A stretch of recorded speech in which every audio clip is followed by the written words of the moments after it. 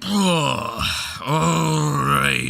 hello, and welcome back to some silly art creative times. Hope everyone's having a good day so far. Hope everyone's had a good one.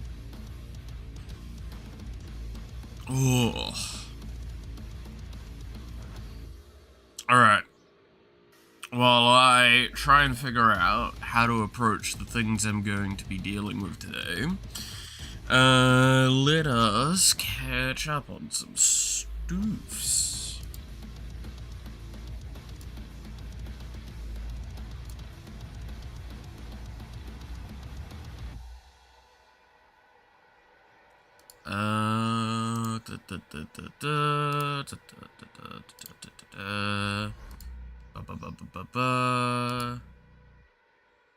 You should be on the other account. Why are you still on that account? There we go.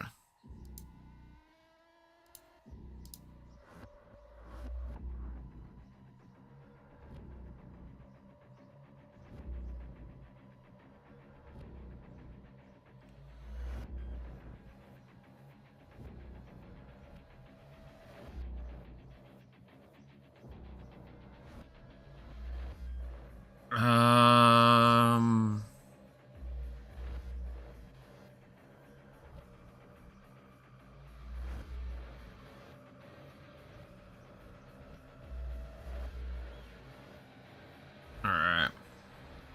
There we go.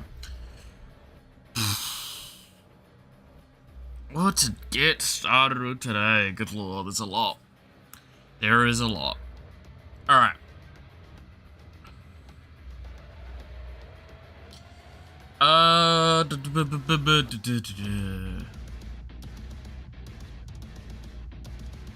What do I need to double check?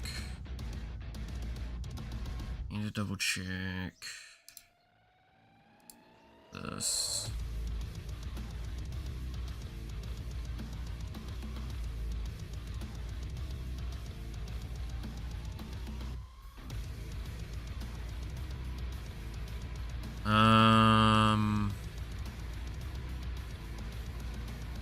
Oh, I saw something briefly, but I didn't see the full thing of that. Oh. Sorry, I just got distracted by the fact that Supervive is going to be shutting down, which is, well, was a really cool game made by ex-developers, from Riot. It looked pretty cool. I'm sad to hear it shutting down. Well, it is the difficulty of, games in the modern age. More games shut down and fail than people realize. Right. So, I'm gonna be a bit on the lazy side moving forward with some of the stuff. I'm gonna do some, like, mild tweaks and cleanup stuff that I've been kind of already been doing today, to this design. But we're gonna probably try and move forward with this design as is, for the most part, into the idea that we have. Because I'm really curious as to see, like, what the process on the 2D live side is like. And I'm more than willing to go back and forth for a while on it, as I, like, get stuff going.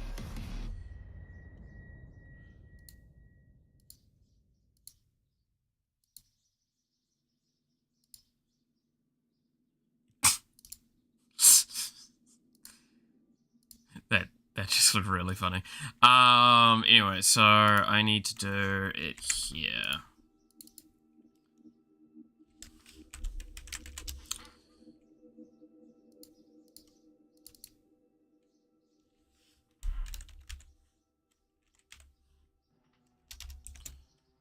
Detail.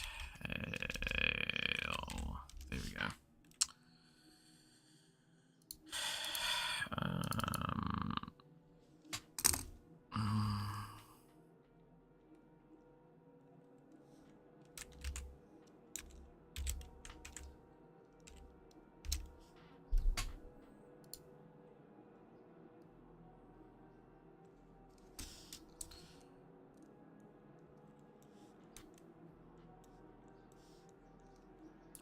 let's get an idea going for what I want to do here.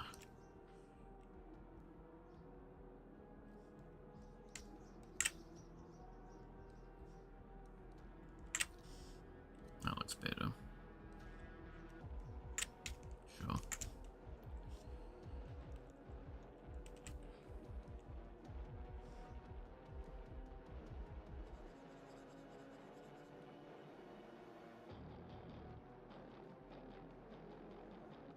Use that as a ruling point for the moment.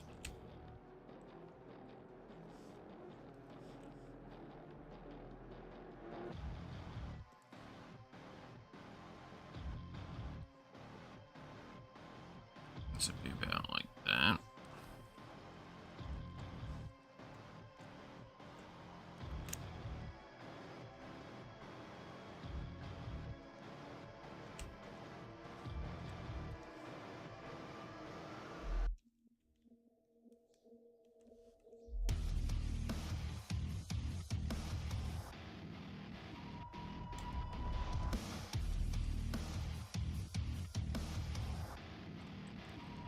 Okay, what do I want to do for the baseline mouth?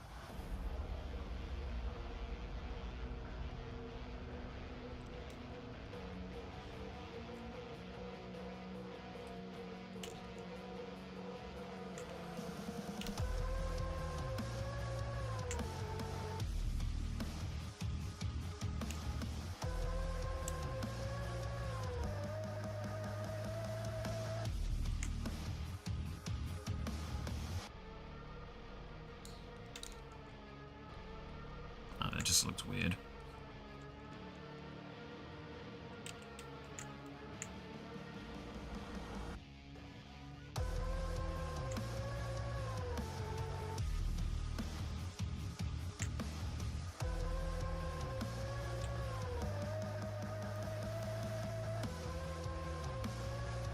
Okay.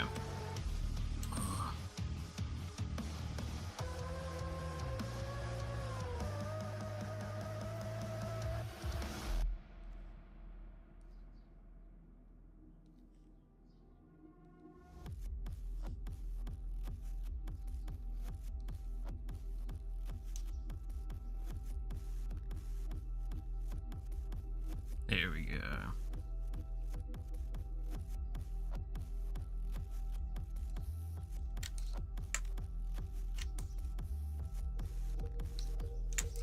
Okay.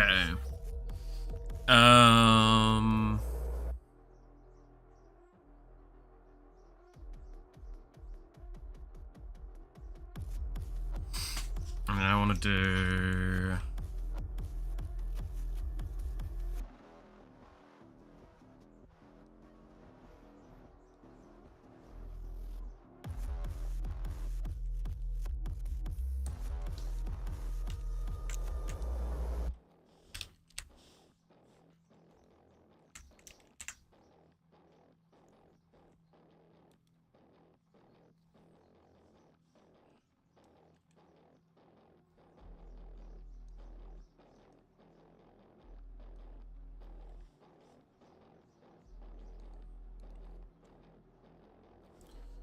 And then, what do I need for the...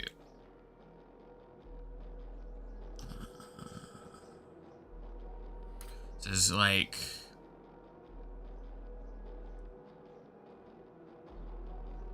Interesting.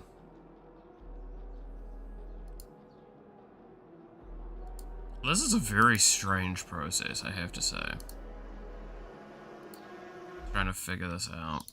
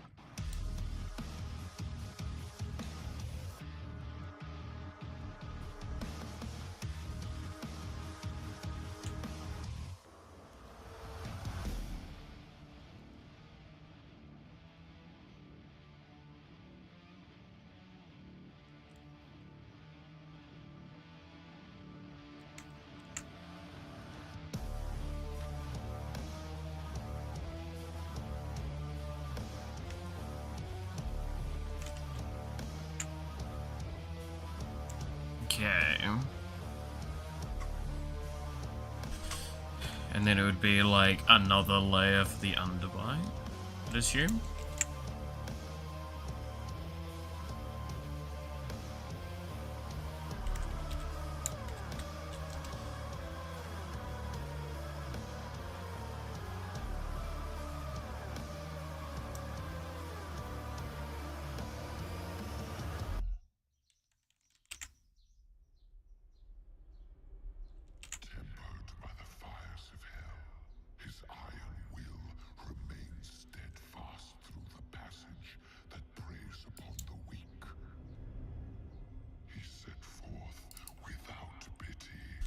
And then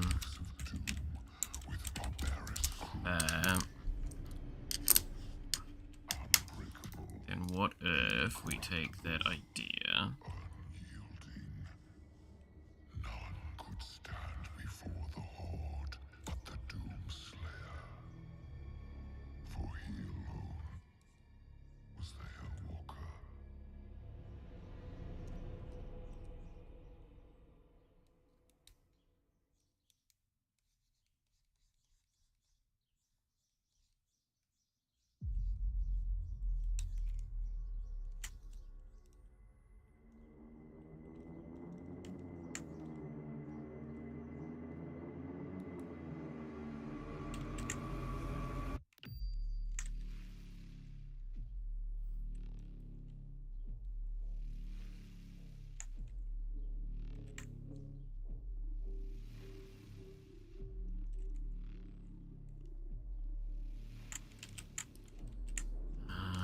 No, that's not gonna work like that. Okay, so I'm gonna have to just kind of redo that part.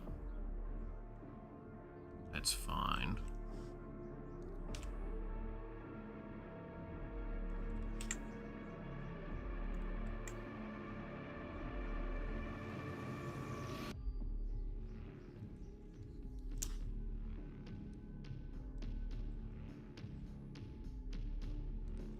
And then we'll do the same here.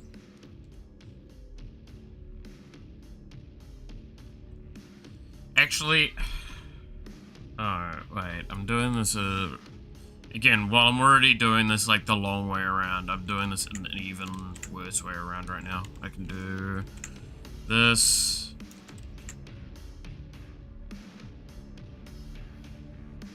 Do this.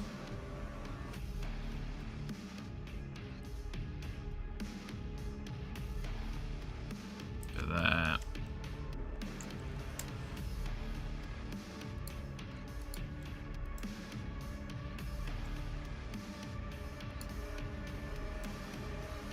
There. So we do that, and then we reintroduce the head, and it looks fine.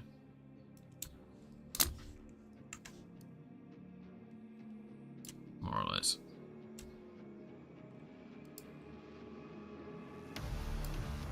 There's obviously extra elements to it, but hey. Hey, Sweep, how's it going?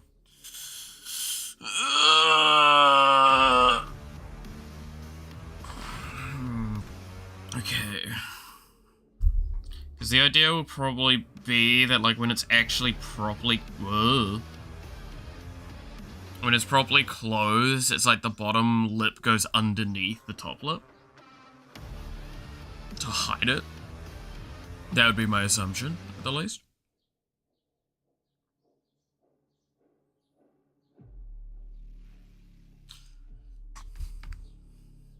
Meanwhile, the program's, like, basically pseudo-crashing.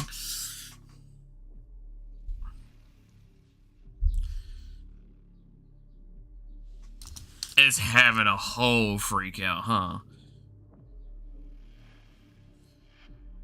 Alright, you good now? Yeah, we're good now. Oh, that looks so dumb.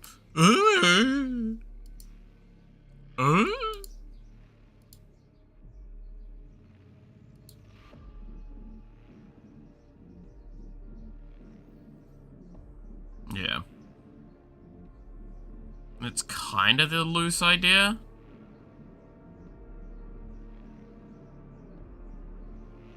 Okay, some other stuff that I know needs to be segmented are the arms. at the very least. And the legs, I think, also might need to be separated. I'll double check that later.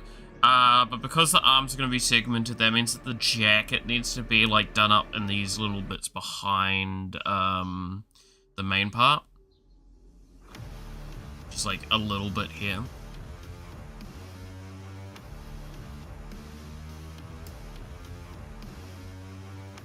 So, take that away for now.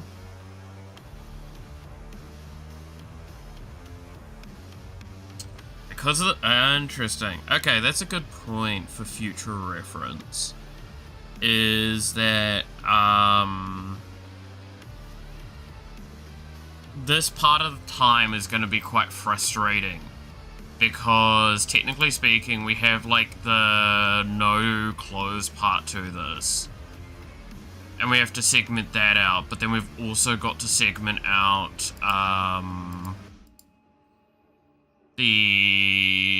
so we've got to segment out the arms. That's kind of fucking menacing, just the head floating there. We've got to segment out the arms, so I'm gonna probably have to just leave the lasso selection in place and cut from multiple layers.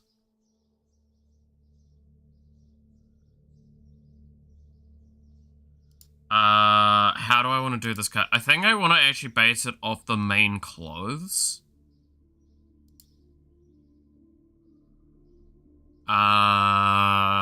Because that'll probably give me a better idea of where to cut off at. So we need... I think that's the shoes, that's the pants. That looks really bad when I remove that, and that's the shirt. Okay.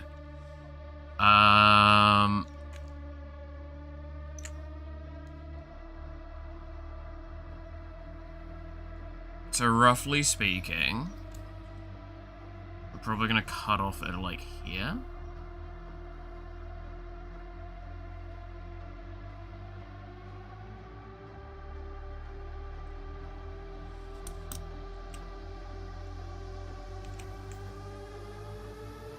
And then I'm going to go here. Click. Do that. So now if I turn...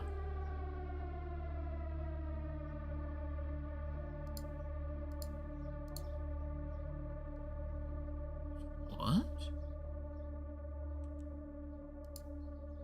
Did it not actually cut it away?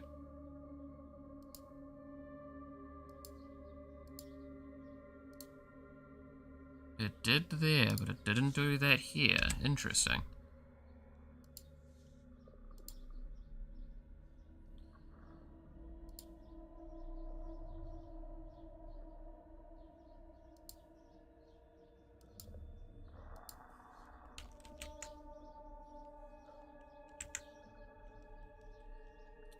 Did it that time. Okay. Alright. Yeah. Weird. Okay, I'm gonna write these names.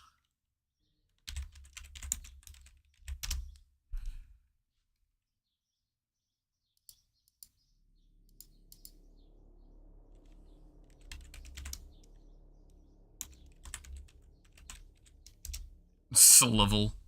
That's not how you spell sleeve.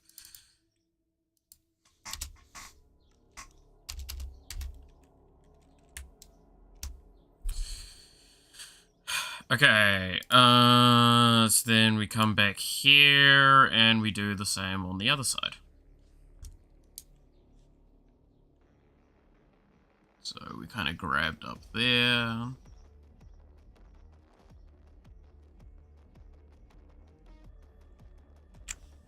Rip that out, paste it back on. Right sleeve.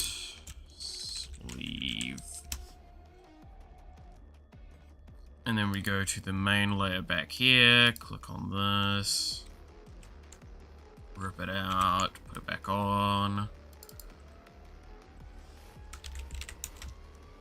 Right arm. deselect.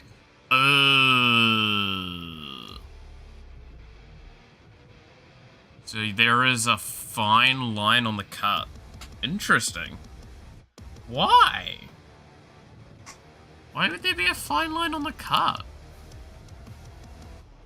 Is there a fine line on... There is, even on the skin. Curious. I mean, that's something that's not going to be notable on the skin level, so I won't worry too much there. But I am going to have to paint over that on the... I think the sleeve is probably the best bet to paint that over on. Right? Actually, no, it's the main piece.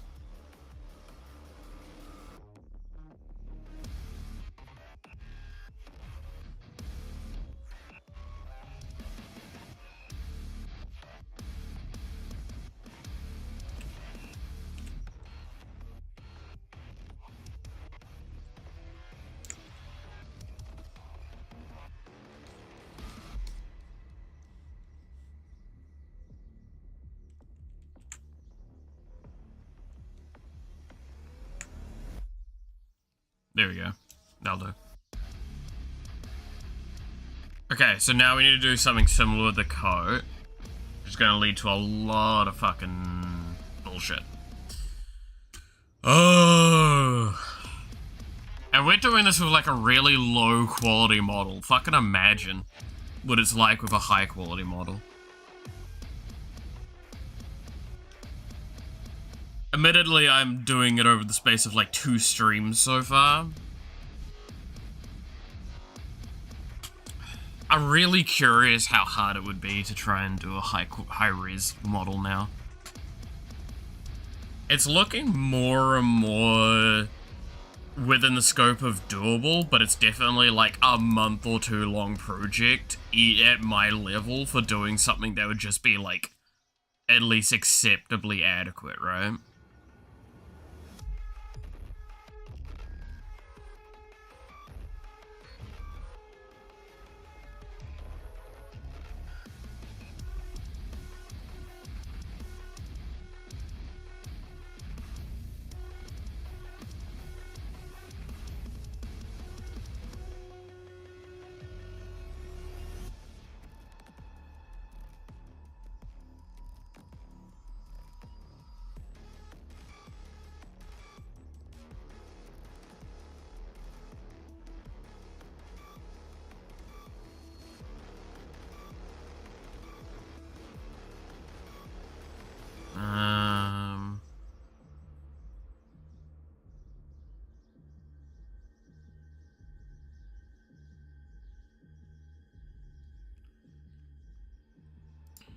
Okay.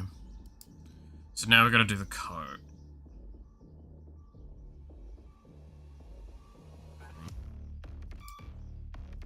I'm wondering how you'd want to section this out. Whether you'd have like a folder for like... So at the moment I've got folders for the layers, and it's like folder is just the main clothing, and then the code, and then all that. I'm wondering if what you'd want to do instead is like have a folder for right arm and have all of the right arm orientated stuff inside of that folder. Would that make it faster to work with? That makes sense. That would be faster to work with.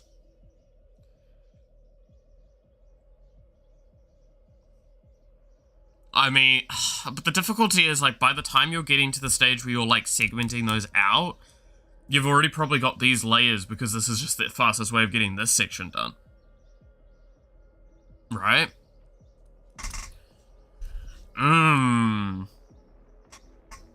Yes, welcome to how I actually do stuff, where I try and figure out how to optimize it before I'm even done.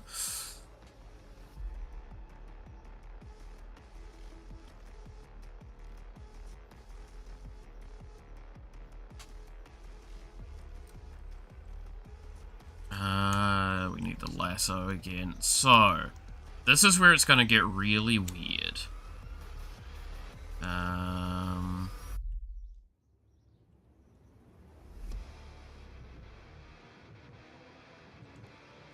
That's not great. I need, like...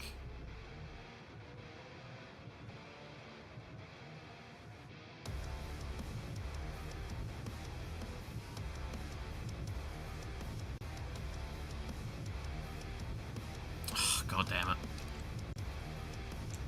It's so hard to draw for that long in that, like, stable way.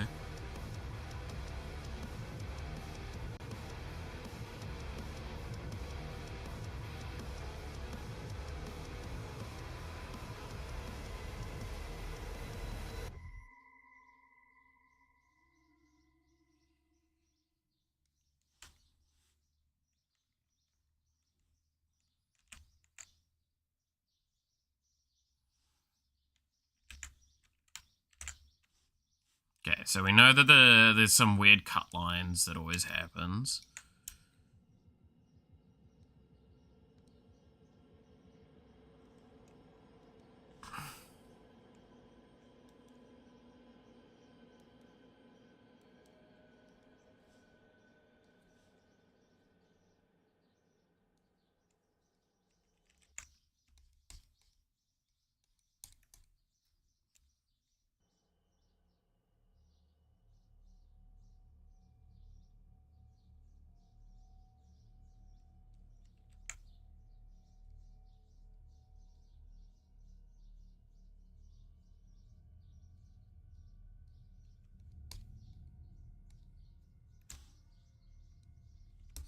Okay, so now we kind of need to draw the rest of the sleeve.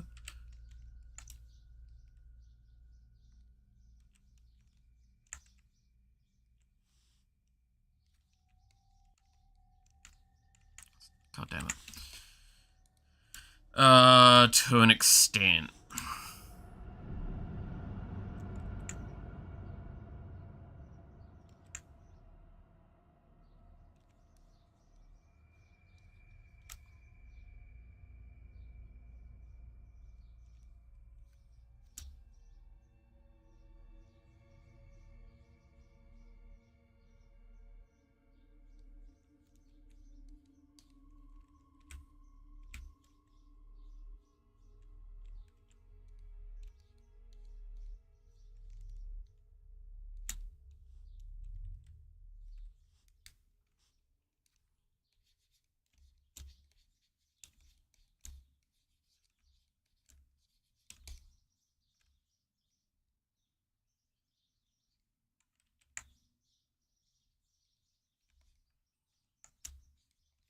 Okay, so if we do this and then we bring this back, there's that as a problem. We can solve that by bringing this to the behind layer, but then I'm going to have to solve the fact that I tried to color in that area on the top layer.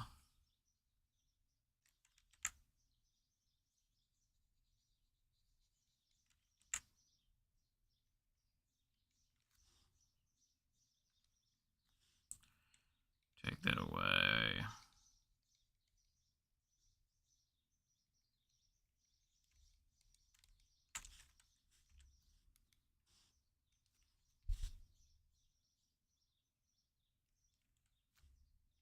Actually, I should have probably done this first, then done the shave away, then done the G-pin.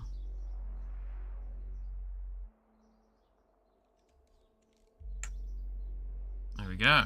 Okay, then we reintroduce this, and it looks fine. What am I doing now? So what we're trying to do is we're trying to start the segment, like segmenting the parts, for the limbs and for essential pieces that we know need to be moved. Right? I do apologize that it took me 3 minutes, but I was very focused on that. But like we're trying to section out these separate parts because when transitioning to the live 2D, we don't get to cut things apart, to my understanding, as easily as we can here.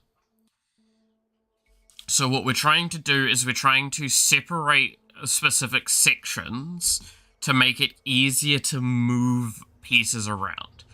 by separating the arm, for an example, I will be able to now move the arm in kind of like this kind of scope. Like, it could go up and it can go down. Separate to the rest of the jacket. Which, if you kind of think about how a character would, you see a lot of the characters move, when they, like, bob up, the arms go down. When they bob down, the arms go up, right? So it goes between these two different points. So that's kind of what I'm trying to accomplish with allowing for that. That's why I also did the mouth thing a little bit earlier, but there's going to be a lot more to that. I feel like, again, what we're trying to do is we're trying to take the current version of it, with its low quality model, the low quality of this model, and bring that into Live 2D, and then we can figure out, go back and forth and figure out how it all works. Because that's where I'm curious at the most at the moment. Is if I take this and I take it through the process, how do I do that rigging point with everything? What am I missing? What am I potentially overlooking? Stuff like that, right?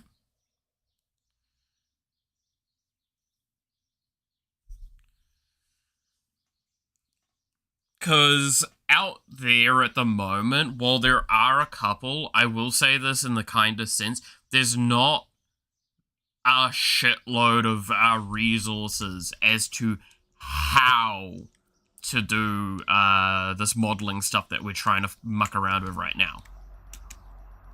Those that have done stuff, it's phenomenal, right? Like, there's a lot, there's some really good stuff there.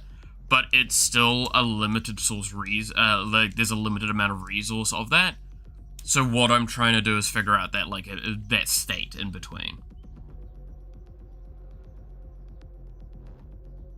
I'm approaching this wrong. I need to approach it this way, because otherwise it's going to take too long.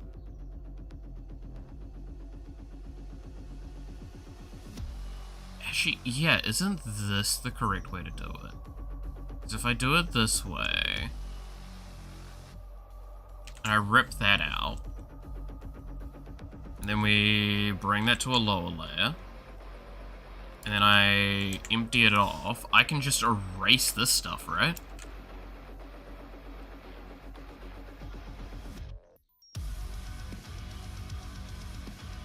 Yeah, this is probably a much easier way of approaching this.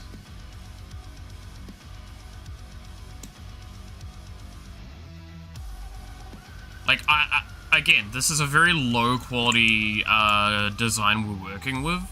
So it's this sort of stuff that I'm like, I know this isn't how it would probably be quite done at a higher level.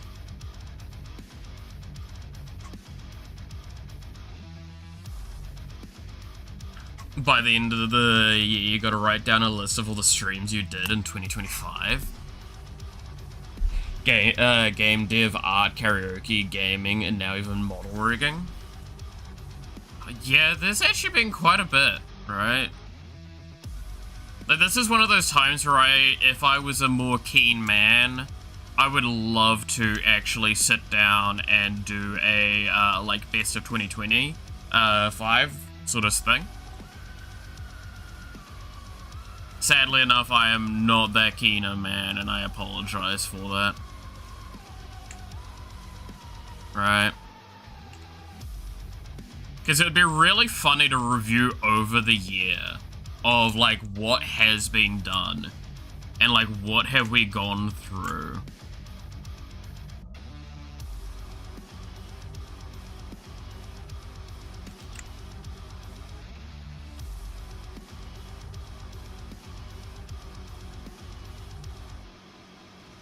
Because I'm even trying to think, and I'm struggling to think of, like, quite how much I've covered. Because I have actually covered quite a bit. The more I think on it. I mean, I can literally look, right? If I go to my YouTube, go to studio, and then we go to lives. We've also done collabs, which is something that I hadn't really done until this year. like loads of other streamers.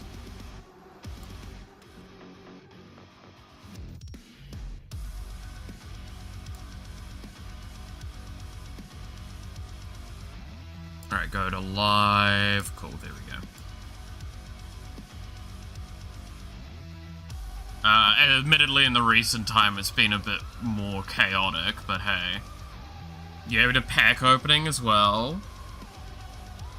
Great Villainess was played. We played a couple of random bits recently, but I'm not being able to sure if I can catch all what I did.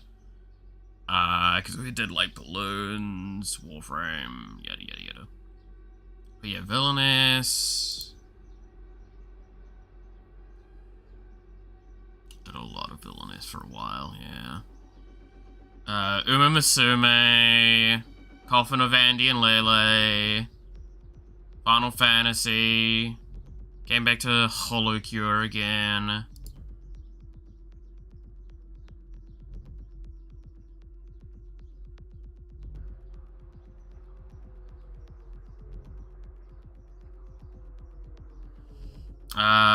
Karaoke, yeah. Galaxy Princess Orana, which I do want to come back to. But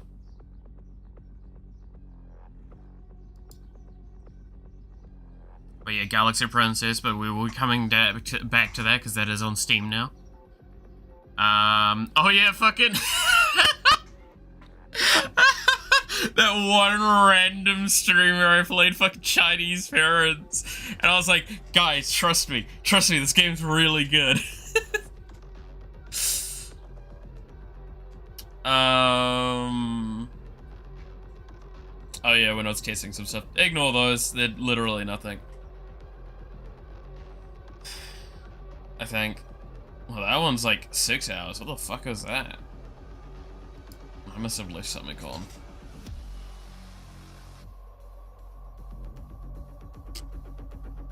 Ah yes, the birthday stream. More Final Fantasy. More Final Fantasy. Oh yeah, we did the thing with my mate where we did like the redubbing thing of the game of Arkham Asylum. I forgot about that. It's been a while. Bloodborne. Fuck me, that's right. We played through Bloodborne. Yeah, that was this year. And Me-Side. And Fable. Oh, the poor Fable streams. I'll never be able to look back at those streams happily because of the fucking... That was during the time where we were trying to set up the internet to this room. And I was still like running off a fucking... Like, we're putting it through the power and it had to go through multiple breakers to get me. Apparently it's partially blocked in some countries. Pokemon, that's right, Pokemon was this year.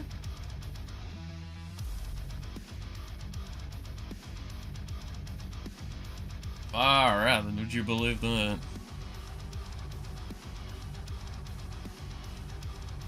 And then yeah, some Hearthstone and Magic.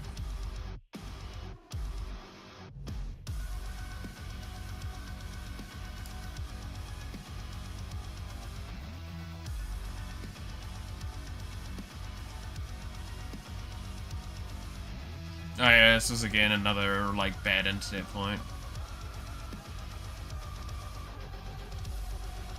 Oh yeah, random Toho library, Survivors, which was a Vampire Survivors with Toho game stuff.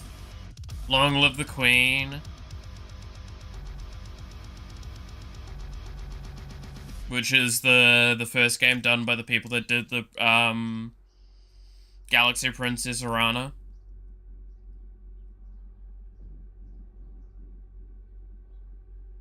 And then a little bit more Final Fantasy, and a lot. Oh yeah, we're playing off a little bit more fucking Sunhaven, and then yeah, that's it. That was our year.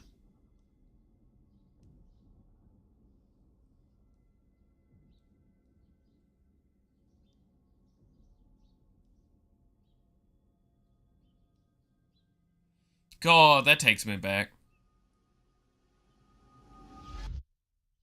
Some of those, man. Some of those were... We've covered a lot, though, this year. Like, all things considered, I feel like I've done, like,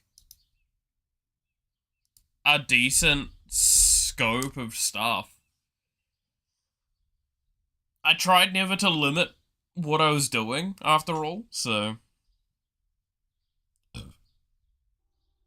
Whether or not, when we do, like, a proper sit-down and think about the year, we, I mean, again, like, I've got some idea of something I want to do for, like, New Year's, probably, or Christmas, around that stream time, where I do a bit more of a serious sit down and think over what's happened.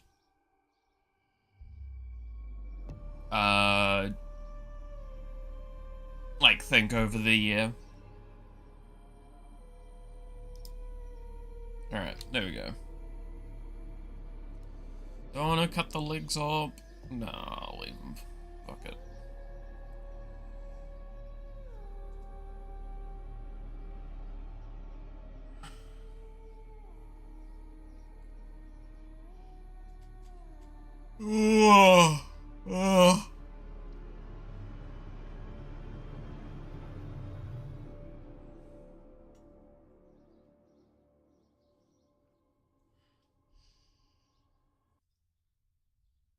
But yeah, like that was, it's wild to think about. No, I'm, again, looking through that made me sit there and go, God, I really do want to do like a retrospective sort of video where I like grab highlights from across the year, but it's such an undertaking to do that sort of stuff that if I was to do it, it's not getting done before the end of the year, even if I dedicate all of my spare time from now till then to do it. There's a reason why people that even have, like, editors for their channel release that shit in, like, March.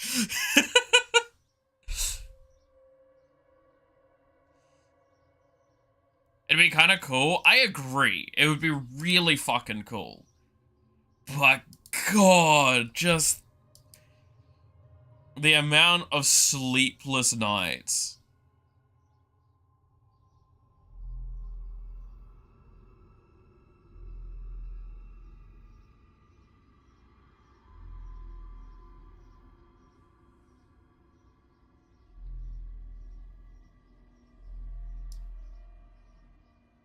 Oh, that would be a lot of time.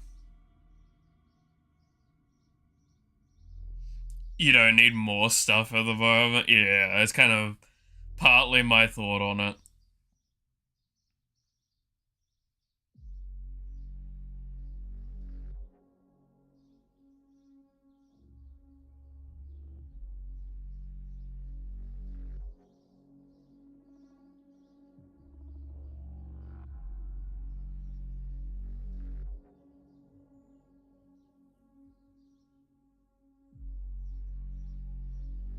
Oh, okay, so at the moment, gotta go spend time with some people downstairs who claim to be my family. Have a good one. You too, Sweep. Have a good one. Try and have fun. No, at the moment there's been like, a lot of really stupid hate thrown around the VTube community, as per fucking usual it feels, right? But one of the things that's come up recently is a lot more negativity towards Mouse because of, like, was it the Streamer Awards scenario, and, well, the multiple scenarios that were relative to that, and then just general creators that don't know what the fuck they're talking about, getting involved. And the reason I bring this up is because I just quickly saw the tweet Connor put, which is, responding to someone posting the thing from a different creator talking about, like, and I'm gonna quote this, how they feel bad for Iron Mouse and VTubers because they hide behind a cartoon instead of being able to freely show themselves and say what they want.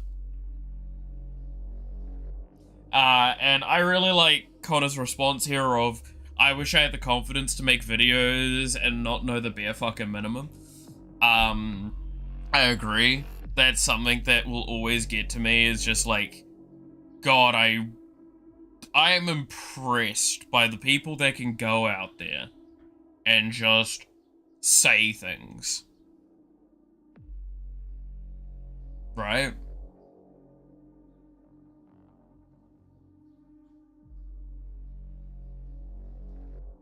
Like, fucking imagine.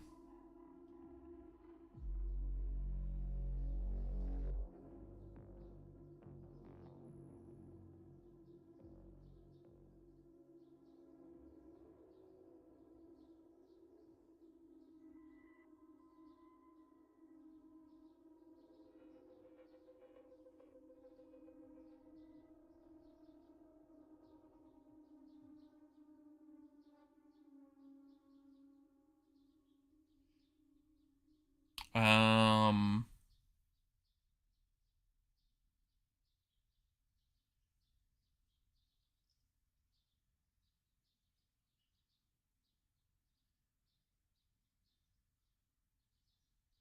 But yeah.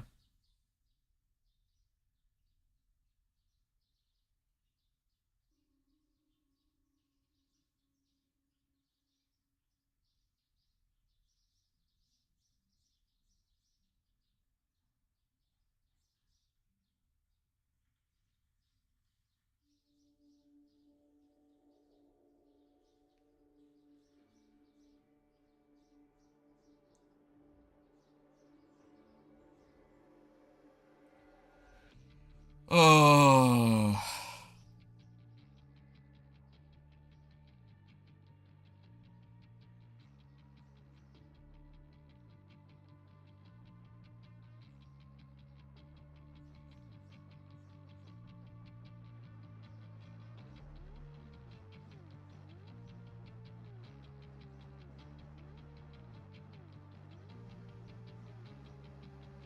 Now, what do I want to do? This.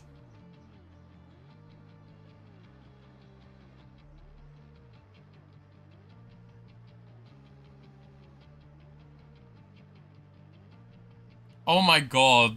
A 92-year-old woman in Japan won a Tekken 8 esports tournament, becoming the oldest person ever to win an esports. That's fucking amazing.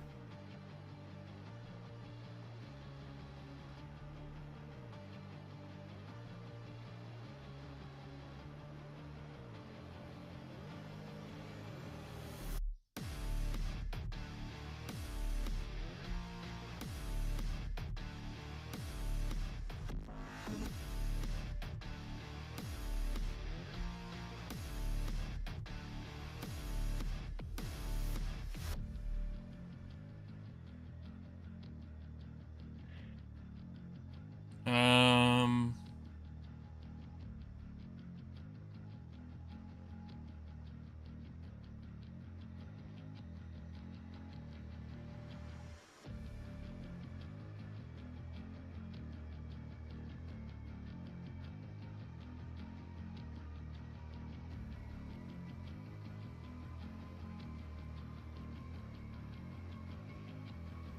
Okay, where was everything?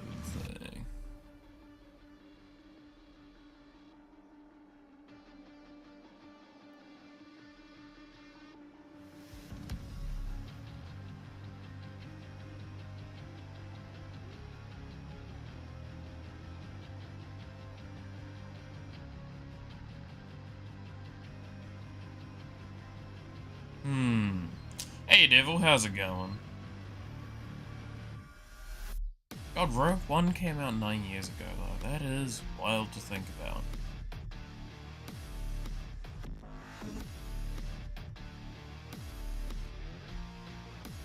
Oh, that's another thing I feel like I need to talk about. And I'm very fucking disappointed in the internet again. Do we want to talk about how we should fucking yell at the internet for doomsaying and over-exaggerating again? So Larian Studios put out a statement about how they use AI, right? And what they said with the statement was that they use it for very early concepting stuff alongside concept artists, for PowerPoint presentations, and for just some general, like, idea crafting. They clarified right, alongside the statement how it is not used in any final production aspects. It's not used in any actual production. All the art assets in the game are done by artists. All the writing in the game is done by actual writers. And yada yada yada.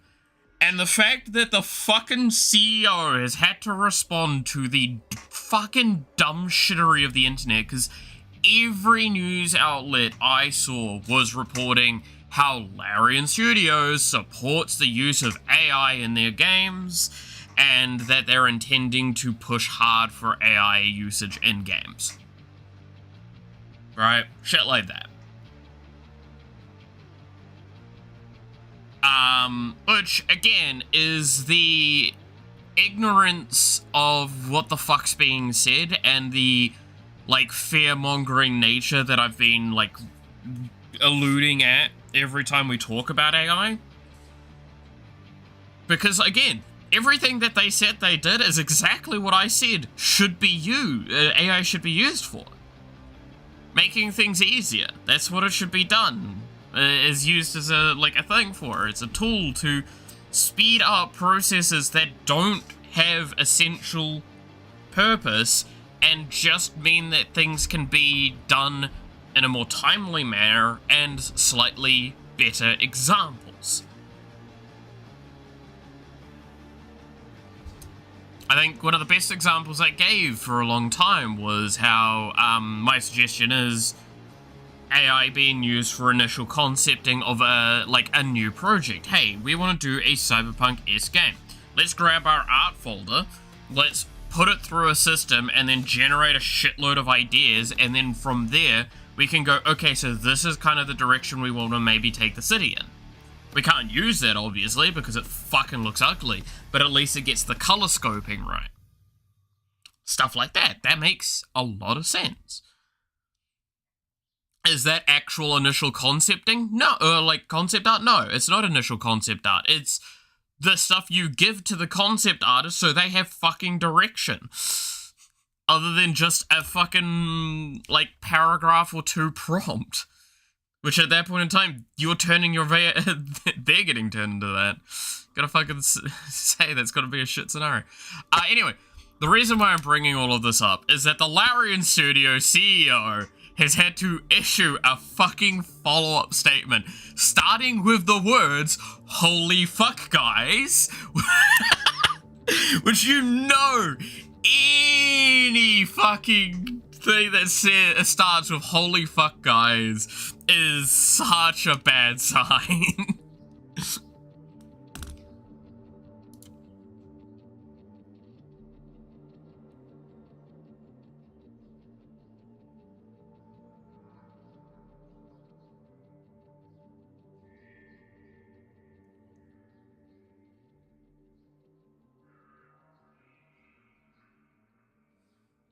It's frustrating because it's, again, they gave a perfect example of exactly how AI should be used in gaming, and then people were proceeding to doomsay on it. Do you have the tweet? I don't have his tweet. I could go find, I think there was a post that I saw. Give me a sec. I'll see if I can find, I don't think I can get the original tweets, but it wouldn't be hard to go find that stuff, but I see if I can find his tweet.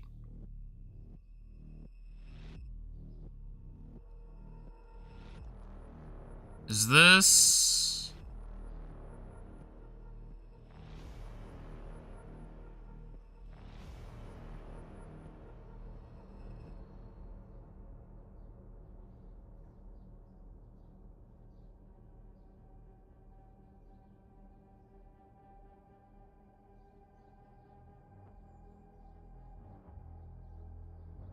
Yeah, no, that's just fucking lies.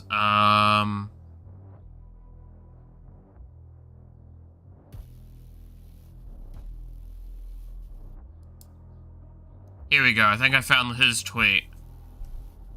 Responding to it. Because, like, he basically sent a report to IGN about this, and yeah, here we go. Here's the thing.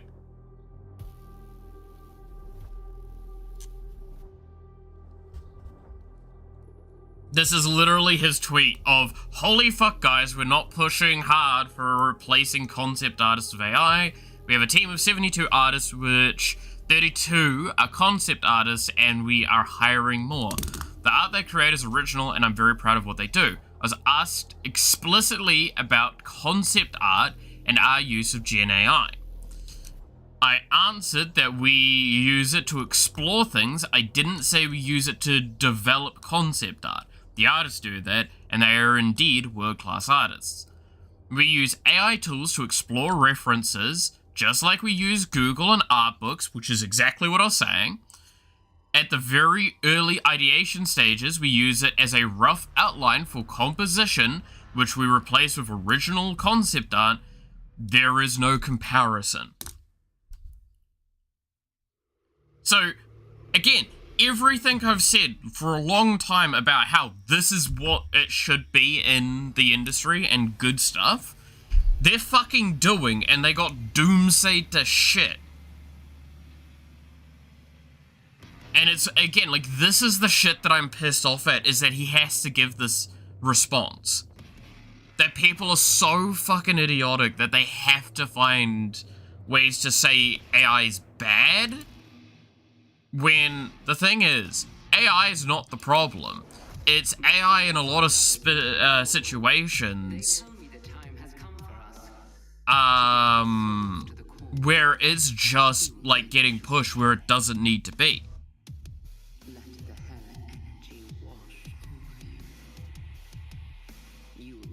Right? So they made prompts, generate some images they thought were fitting, and then deliver them to concept artists and told them to design something in this vein. Yeah. It's like they literally just use it for very base ideation stages, and then they get their concept artists to actualize the ideas. And then they use that concept art to fuel their game. Like,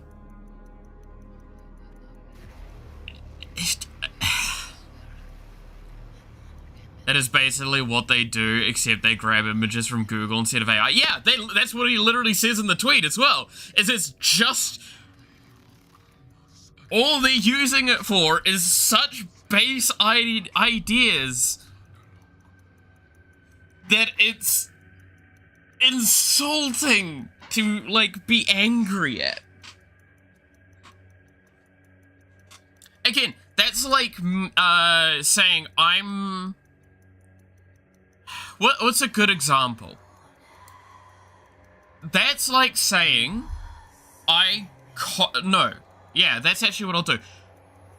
That's like saying I copy art because I go onto Google and Twitter and redraw similar poses of characters as practice, or eventually as, like, the things that I draw.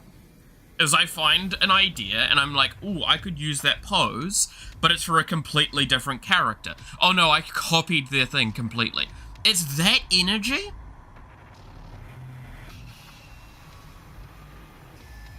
Like, it's the idea that you have to have an original concept from the ground up. You can't use references, you can't use examples, you can't use practice tools, you can't do anything like that. That's what this feels like. And it just confuses me why we're pushing against that of all things and not the actual problems. Like, fuck, Copilot being... I saw this from, was it Pirate Software the other day? Copilot got put into fucking sticky notes on Windows. Copilot's on sticky notes. They put AI on sticky notes. you need AI and sticky notes?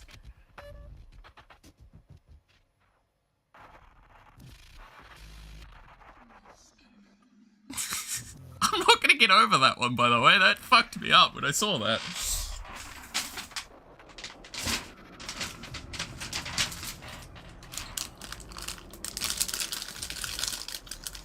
So if you're gonna tell me that you're not gonna support Larian Studios because of their use of Gen AI, like, I'm definitely gonna question, like, at what level do you, like, pay attention to this?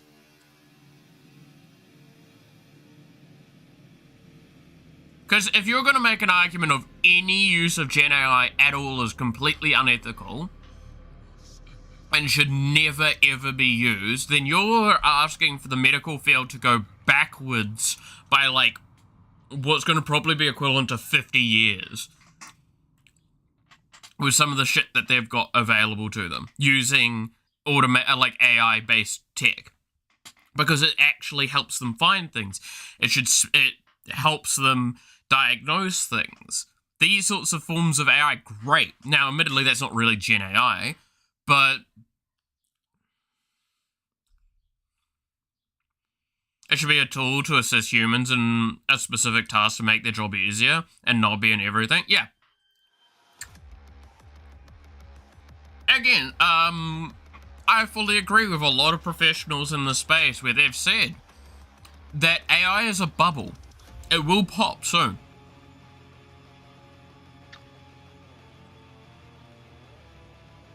Like, it's just going to.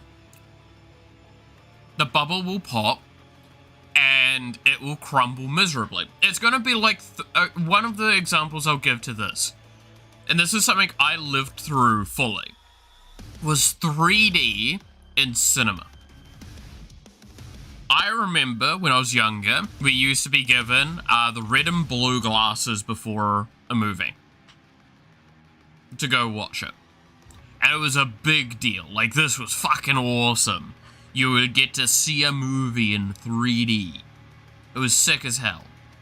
And then eventually came along those, the newer ones that are like basically tinted lenses that do a fragmentation thing. I'm not sure how they fully work. I'm not going to pretend I understand it.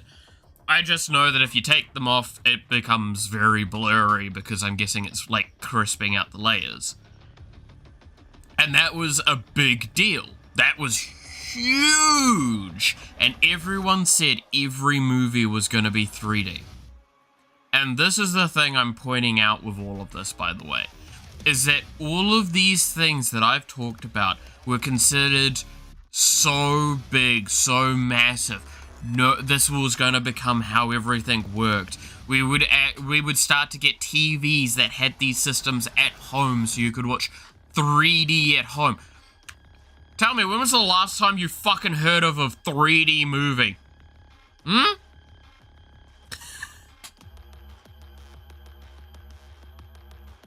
Like, I've not seen a 3D movie in the cinemas for like a decade at minimum.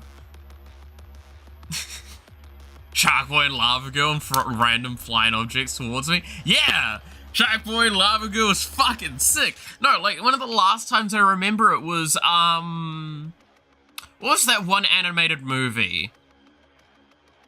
Was it The Adventures of, it was based off the book movie as well, like, of a comic. And I'm trying to remember, is it, like, The Adventures of Tintin or something like that?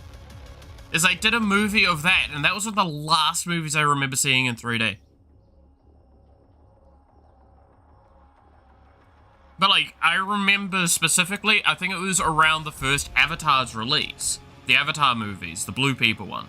Where, like, that type of 3D got introduced.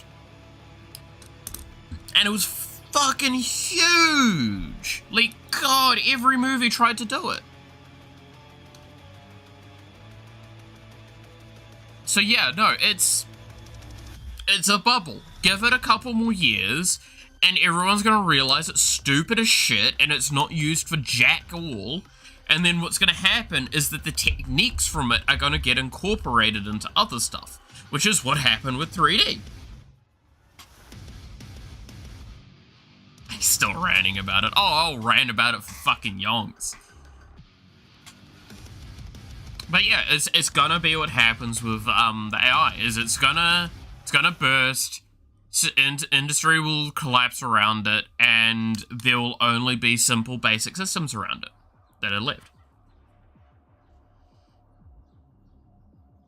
I do not expect it to stick around for long. Well, again, I say a few years. I'm sad that it's gonna be a few years, though. Like, already a lot of the large-scale AI industries have been reporting massive fucking losses.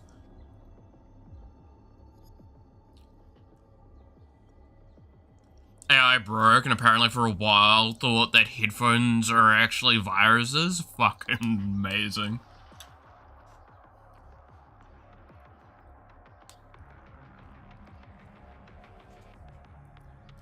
Like, this is equivalent, in a sense, to, like, people hating on AI blindly and then going and hating on, like, Neurosummer.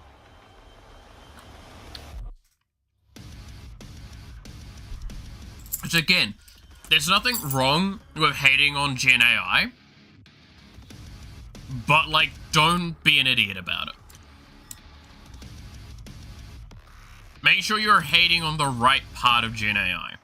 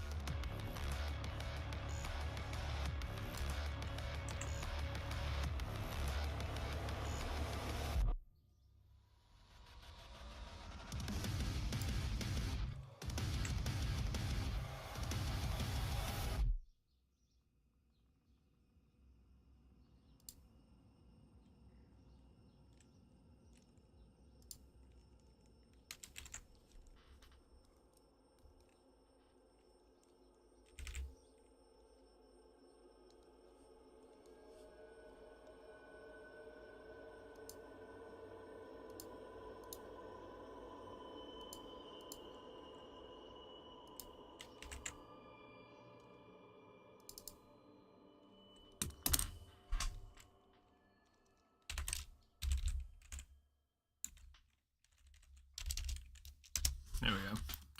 It's, yeah, I don't know. I'm just... So yeah, the Larian Studios situation's very fucking stupid because, again, it is just media doomsaying and people being, morons that don't understand what the fuck they're saying.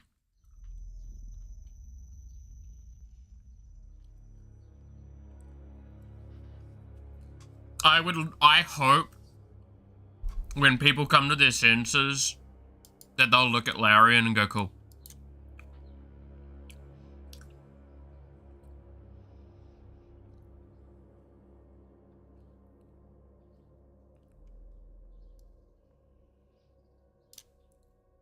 That's my real general hope.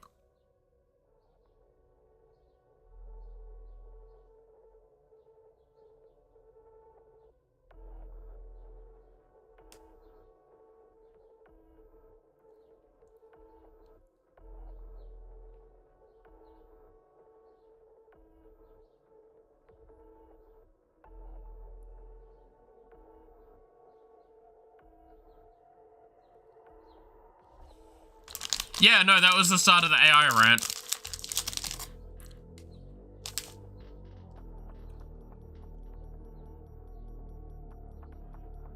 That was the start of the AI rant, Matthew.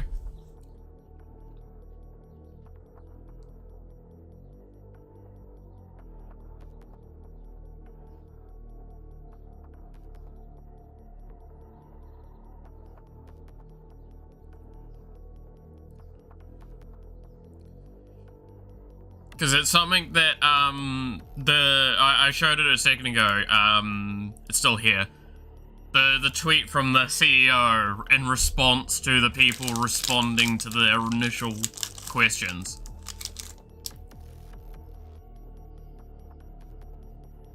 The fact that the CEO's first response is just simply, "Holy fuck, guys," is just amazing.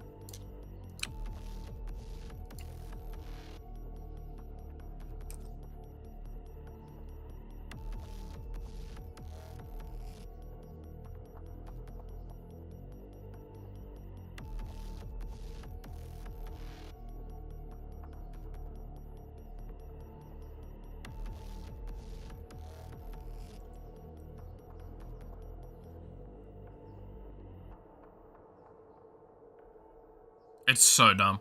It's so dumb.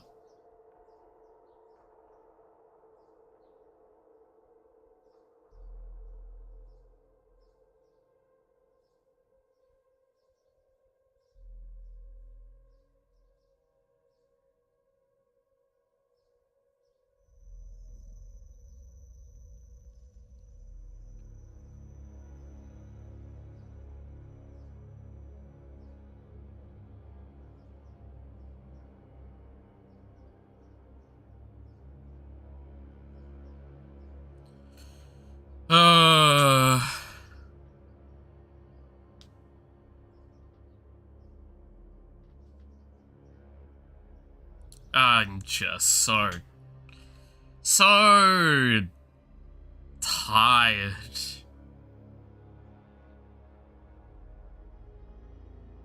I looked at a video to get an idea of what was going on and got the AI Coke ad. Oh, no! No!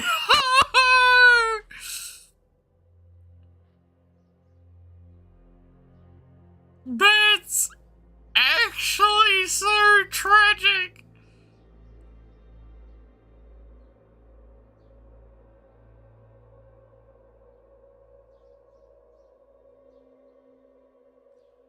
Nah, I can't stand the fact that it's like, the idea of that AI Coke ad just pisses me off.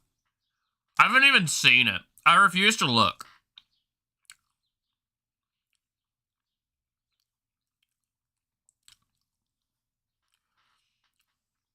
Hololive's doing a collab with Coke? Ah, mixed feelings now.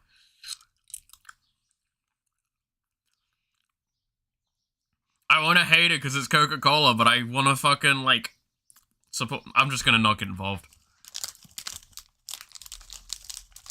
Oh, I talked about this earlier. Y'all want to hear something, like, funny? I did talk about this very briefly earlier, but this is fucking awesome news. A 92-year-old fucking, a 92-year-old woman, won a Tekken 8 esports competition and is now the oldest esports event winner ever.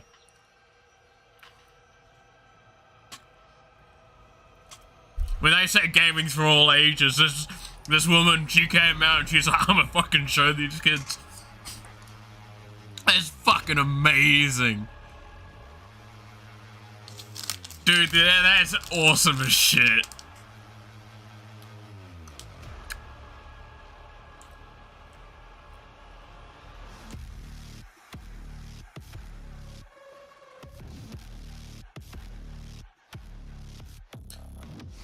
Like, that's so fucking cool.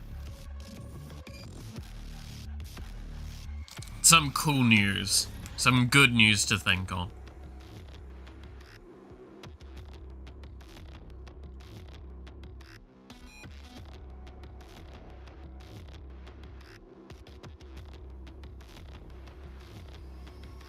She's been playing since Tekken 1.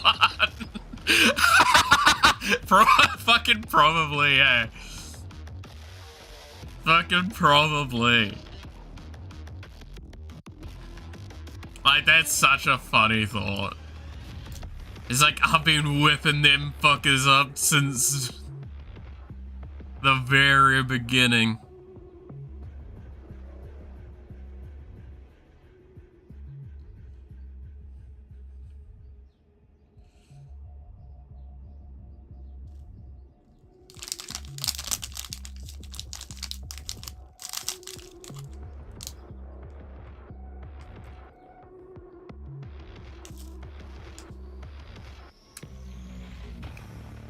Yeah, here we go. This is quote of, by the way, going back to quickly to the Larian thing. Here's the little quote that I remember seeing immediately, and this is what I want to force home. They use it to explore ideas, flesh out PowerPoint presentations, develop concept art, and write placeholder text. Motherfucker, that's all it's being used for. And when we talk about develop concept art, it's not generate concept art, it's helping to develop the concept art, is what we said earlier. which is it's idea crafting that they can give to concept artists to then let them actualize the idea. Holy shit, the fact that that's a whole thing pisses me off. Genuinely.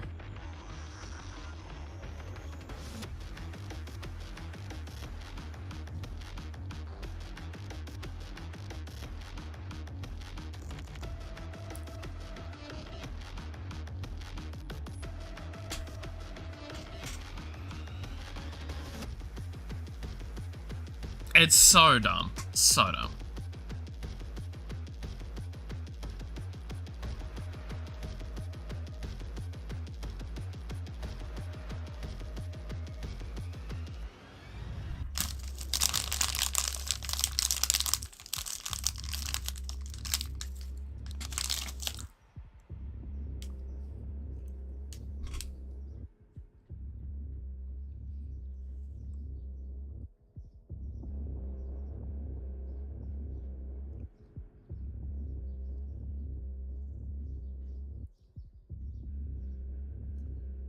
Yeah, no, exactly. That is what we've said since the beginning of, like, this is how AI should be used in games. It's gonna be used. Like, we can't stop it from being used. What we need to acknowledge is that it's gonna be used, so fucking use it correctly.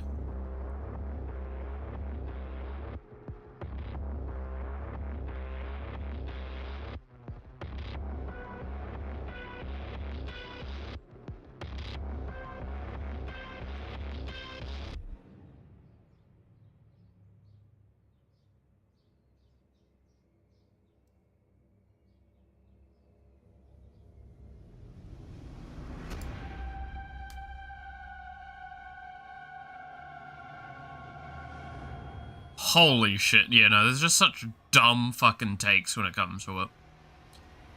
God damn.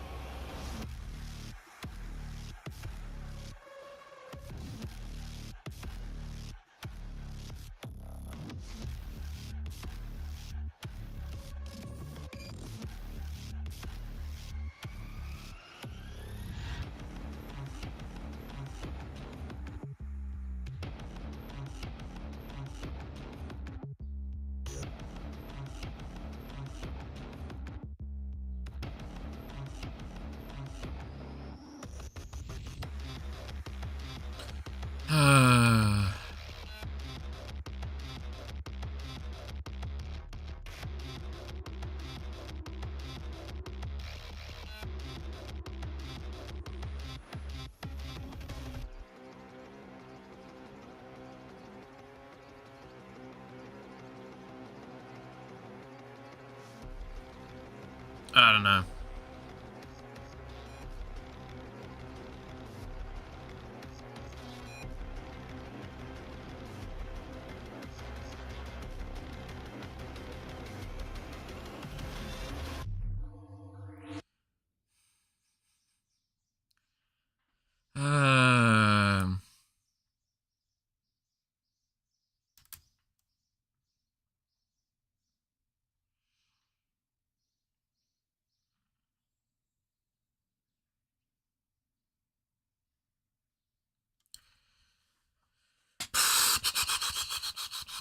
Right.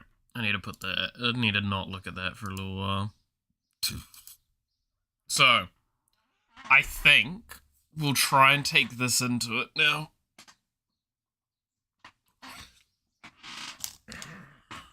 Don't worry, guys. We're just going to use AI to do the next part, right? Okay, so I think what I need to export as...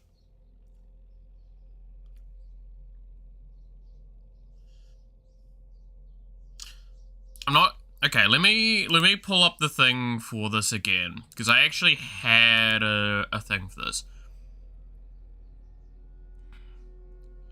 I had to load it. You draw the thing, meticulously separate every movable part, hairs, eyes, arms, etc. Probably do need to separate the eyes properly.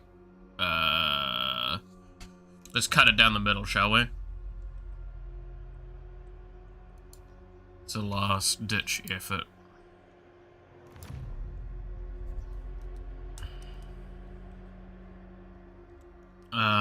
So we need lasso. Rip that out, put that back in. Rip that out, put that back in. Rip that out, put that back in. That'll do. I probably could do it with the base as well. Actually, no, if I'm gonna do the base, I need to select only this section.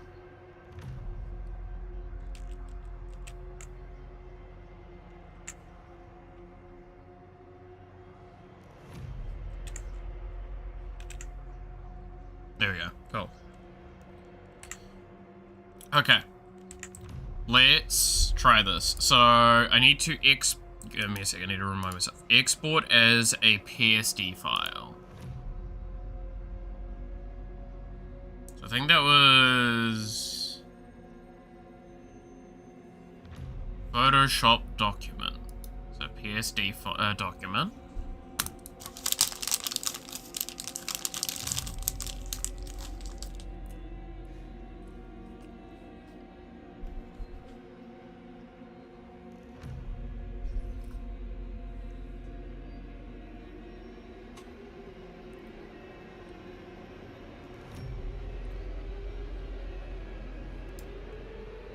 Actually, no. What I saw there was to have it as save as, not export.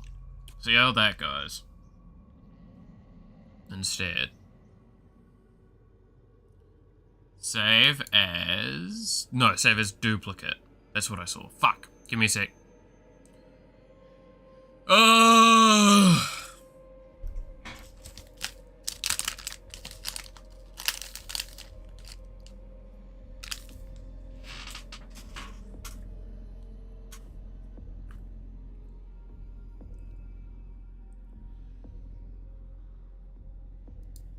Since you work long shifts through the night, I spend a lot of time on Reddit. Oh, I'm sorry for you.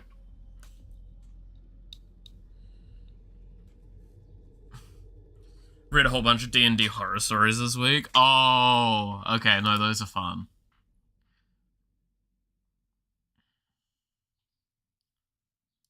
There we go, PSD like that. Imagine getting divorce papers on a D&D night with friends? Fuck me, that'd be rough.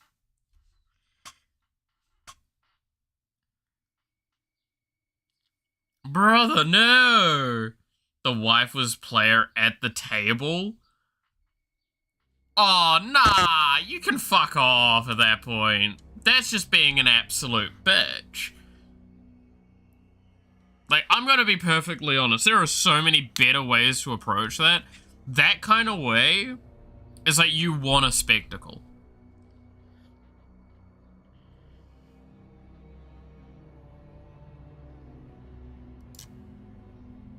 I'm just gonna export as its base settings, see how that goes.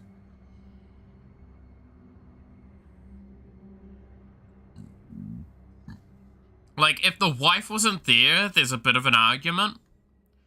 That, like, they didn't know, maybe, or something like that. No, if they're a fucking player at the table, that's just, like, actual dick move. Nah. Nah, you ain't getting any sympathy from me from that. You're going right to the naughty corner.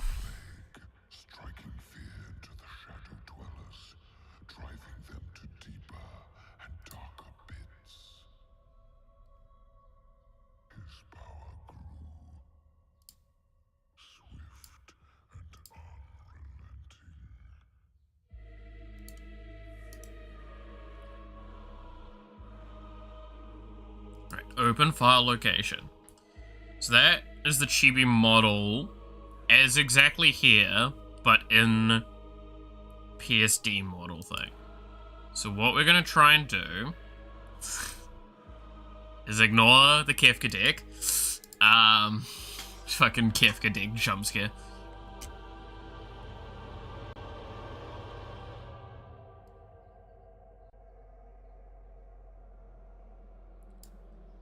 On a more light D&D note, my character died in a campaign, and the next character is a communist. Sure, why not? Why the fuck not?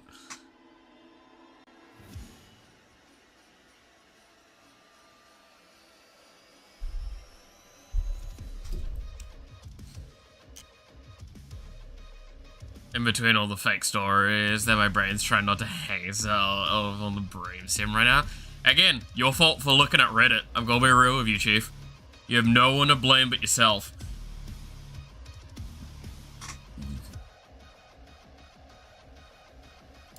Nah, let's get a look what it is. Alright, let me look up what it is.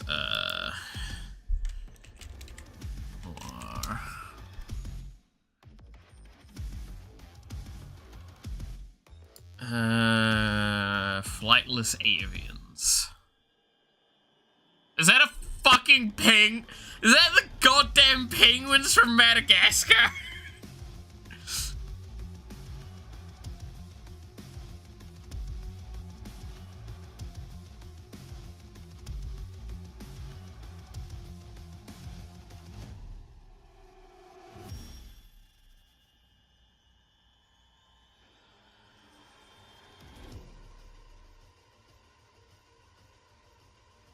And they're fucking merchants by— oh.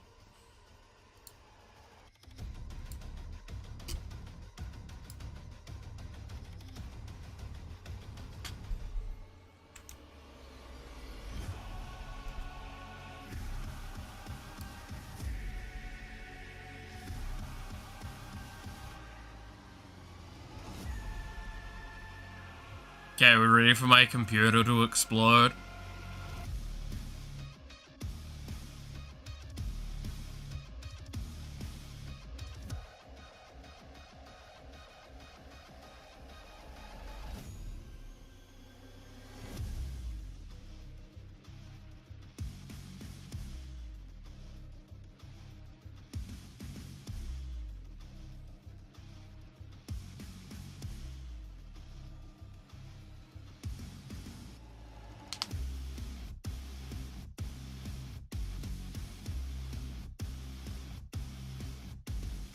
The black part can be a range of colors.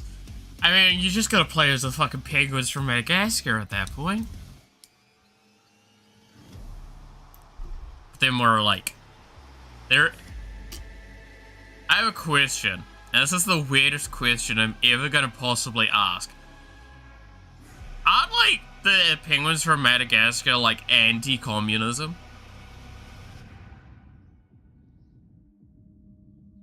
Because, like, I feel like they're really, like, red-blooded American styled.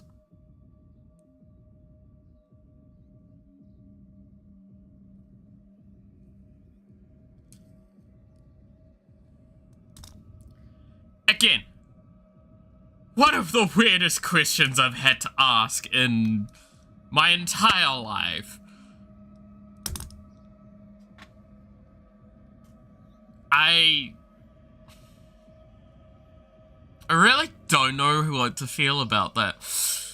That is he's always saying how much he hates communists. Okay, thank you. I'm glad that I'm not, like, misremembering.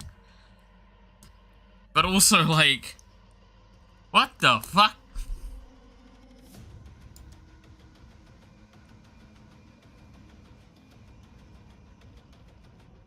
A capitalist normally? Yeah, well, I saw, merchant is like a big important thing to them, so yeah, hyper-capitalistic. They kicked me out of my village because I just keep spouting ideas they didn't like. Like what? Communism? We want to kick you out.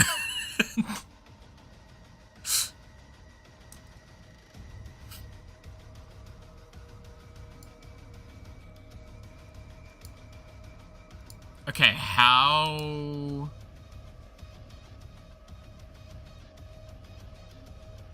So do I open the project into this? Is that what I need to do? I want to move your screen.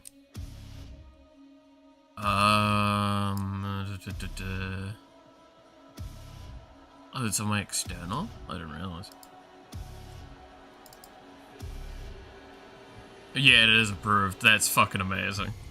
It's dumb as hell and I love it.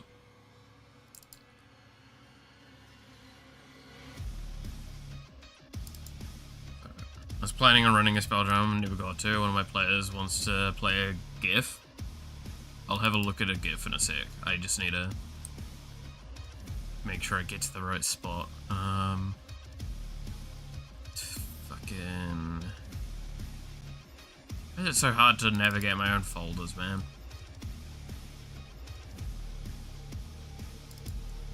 Images, work, chibi model, open. Okay, I'm looking up GIF. G-I-F-F. Is that?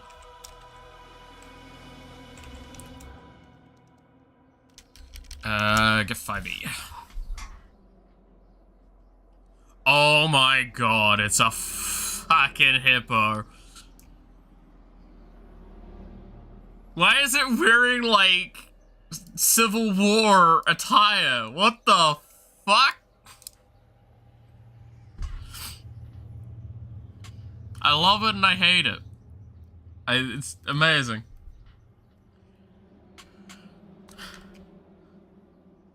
Okay. We ready to see the, like, misery that this is? I have no idea where to go from here, by the way. Take away the paper.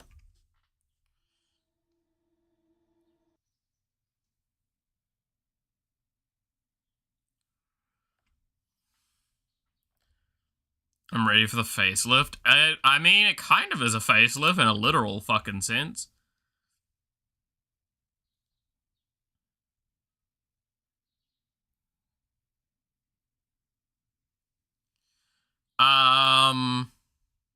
So the sci-fi fantasy pirates in space, like the Treasure Planet, I think is what it's called. Ah, okay. Alright, so... what have we got to work with?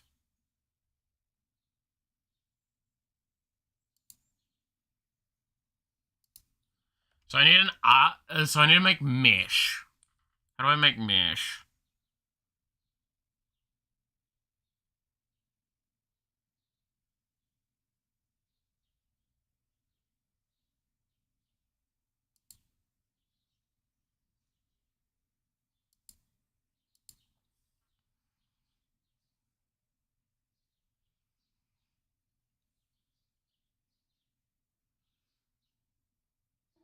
Get a rank at birth?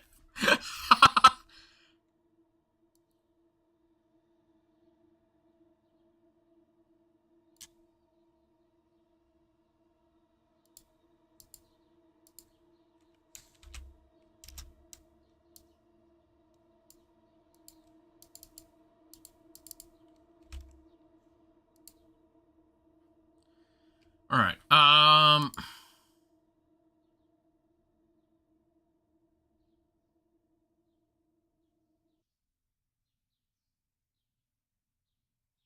yeah, I don't know what I'm supposed to do. Right, this is the mistake I have for going into this without, like, any fucking proper research. Let's literally just Google how to start rigging in Live 2D.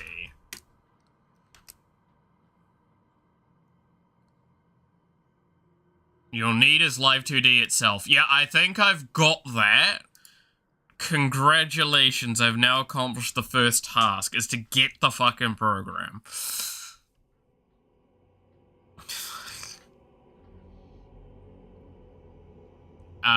Yes, I'm in cubism. Organizing with deformers, entire body. Okay, so I need to start making deformers.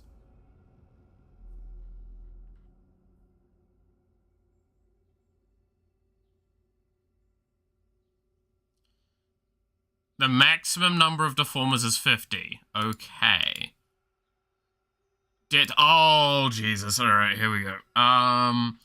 Destination part. Route part. Okay.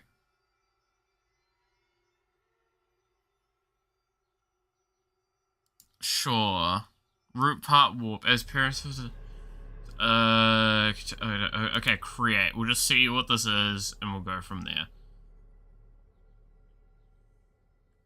So what does this do? What have I created? And why is God disappointed in me?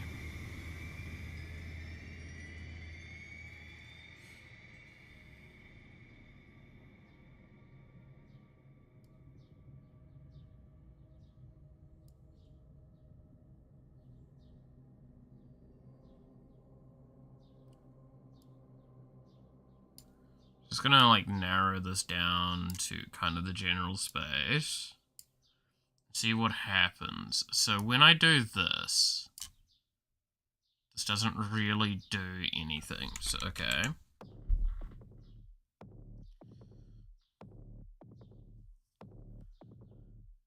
So now I think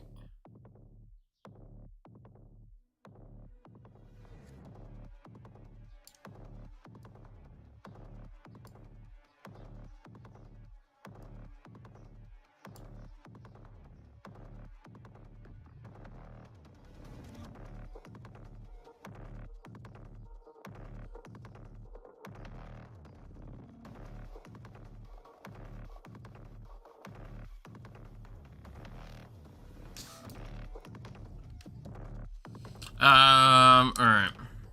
This is some fun lore in D&D, but I love it. I love it. Nothing beats the second level. This reminds me, in that campaign I never run, one of my players made a female Triton by the name of Marina Calliope. She made her a bard with focus on singing. She gave her pink hair and made her gold, joining an idol-like group. Player that made this does not watch VTubers and does not know who Mori Calliope is. Well, I mean, okay, so... Calliope exists and is a bardic individual, if I remember correctly, in Greek mythology.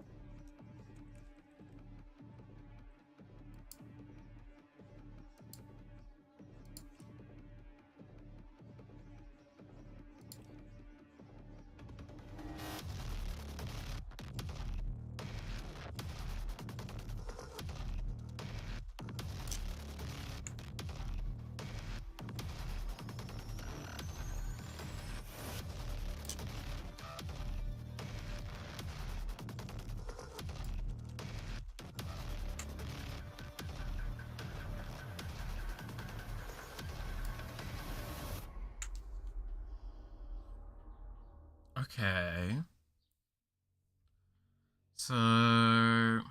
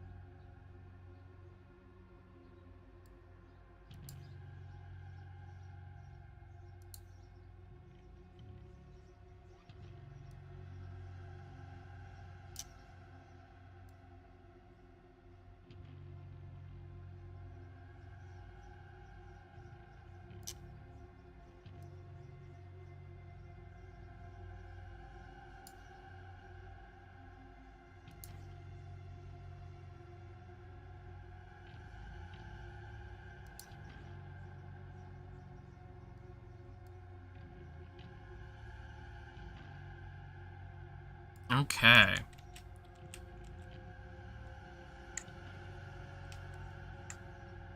I sort of see what's going on here. She knows what a VTuber is, but she avoids them and doesn't know them at all. Yeah. Okay, so let's just set this as 2 for now. And then I want this.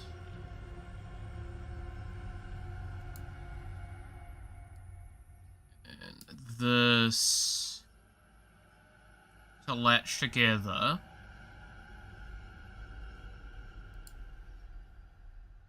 And then at this end, we have. Okay, I gotta do a thing with this.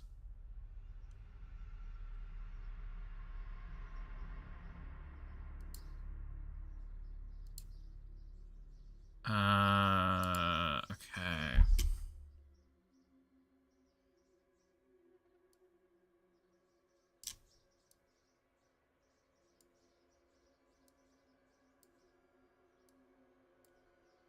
But like, do I have...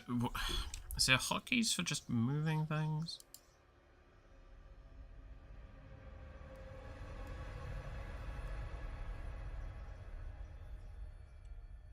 It's like there.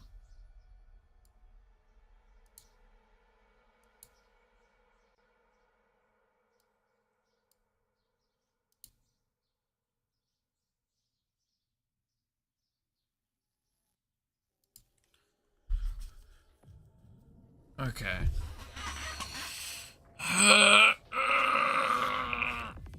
Yes, I have seen that there's a new map for the RV game. Which we'll figure something out towards that later.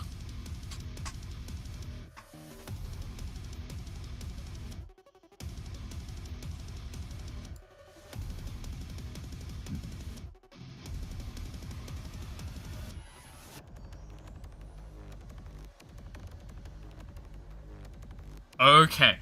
Wait, so can I make...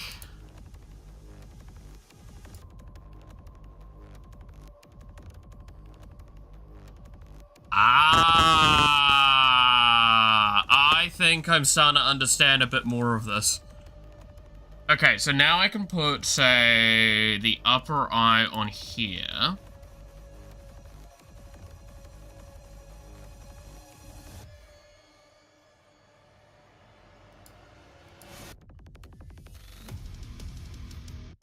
Right. Come on.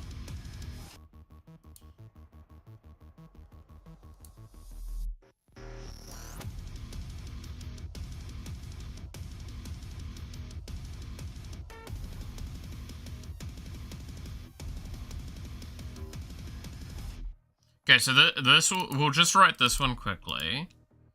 I'm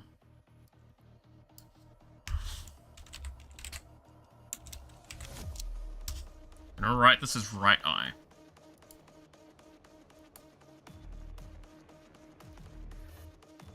I'm gonna drag it down to here.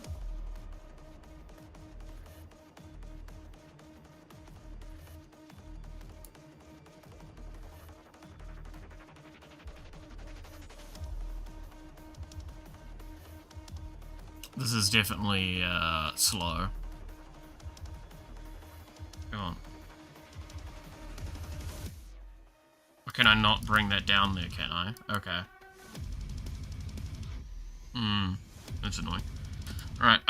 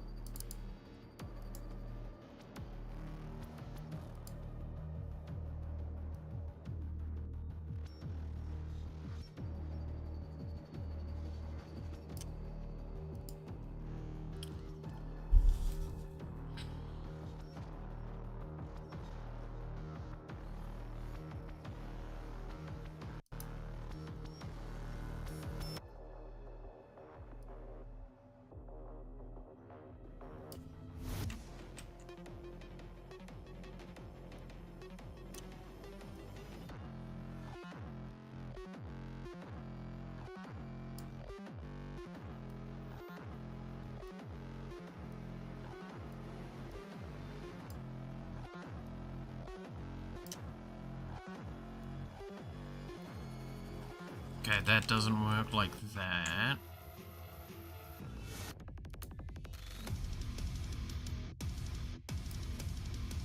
That's what I thought it would do, but no, I guess not.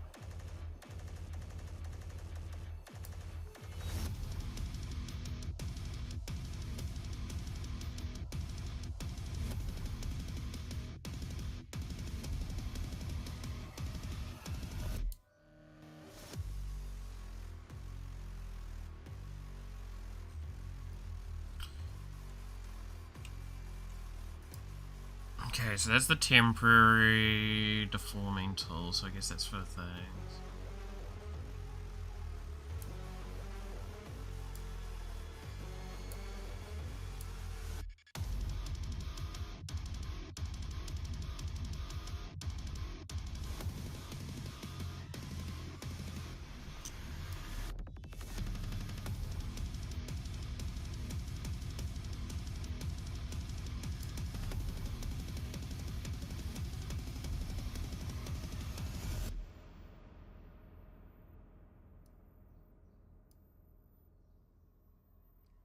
That's not what I wanted.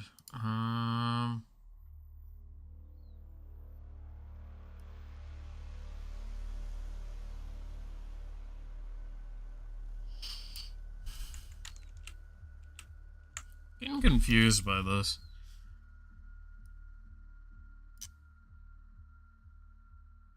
Oh, wait, was that what I was doing wrong?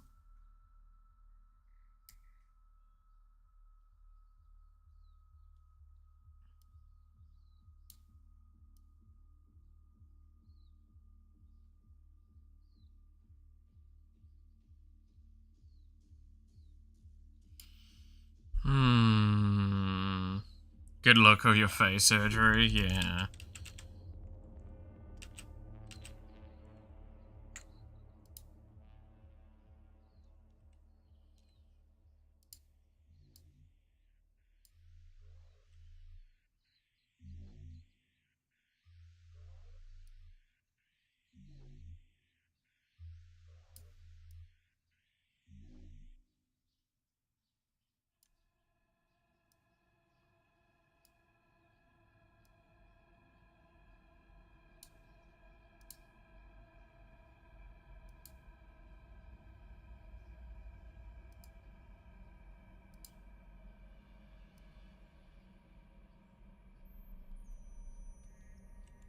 Okay.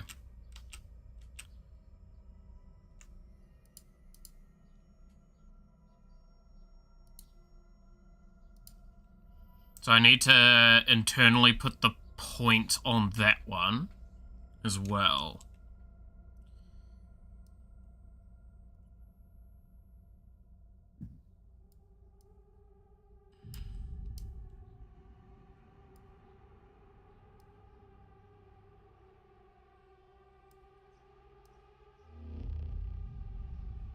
Again, this is an incredibly lazy way of doing what I'm trying to do.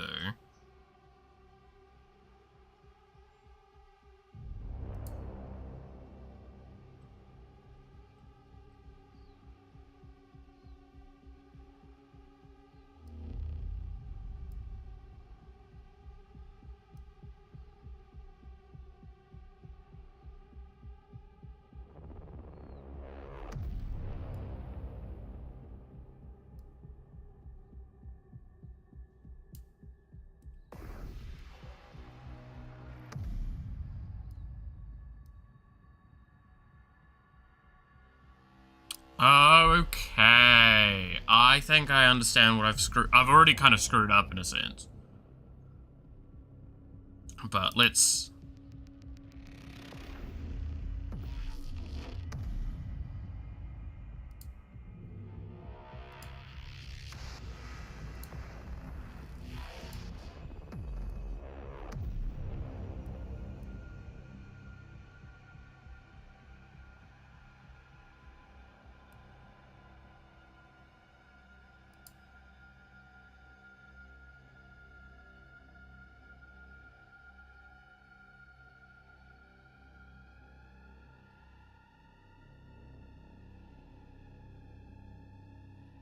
You kind of see what's happening?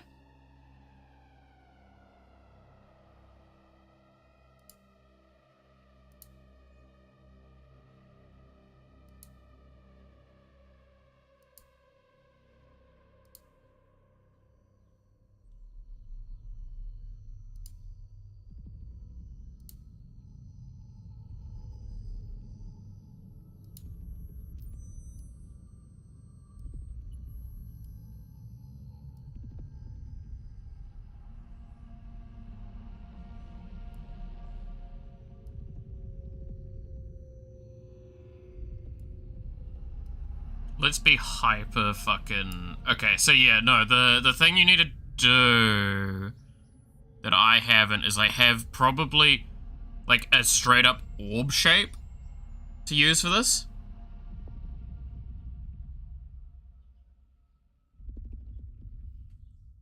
Is probably how you're meant to have approached this.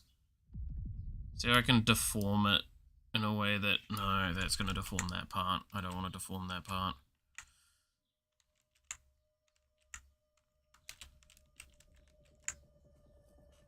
Okay. Alright, am I allowed to rotate?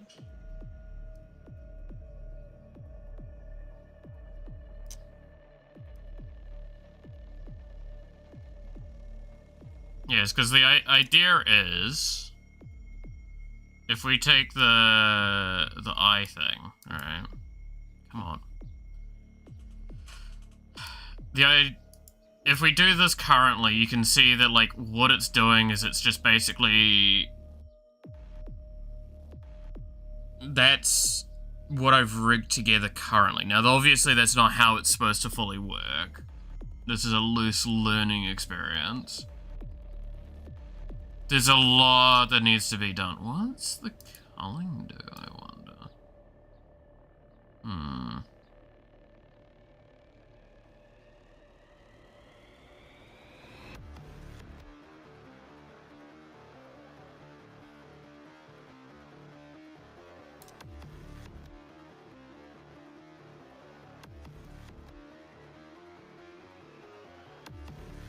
Yeah, there's a lot that needs to be fixed about how that's approached. Because what we probably need to do is, with this process, we need to not actually go all the way to squishing it. We need to have part of it, like, a bit more up here. And that's what this part's going to be used to help cover for.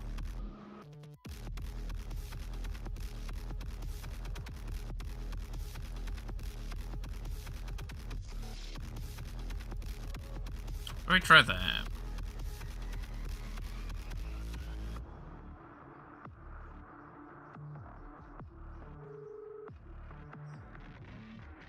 Okay, that makes a little bit more... Okay, so I know what I'd need to do now to the original design to accommodate for this better. Interesting.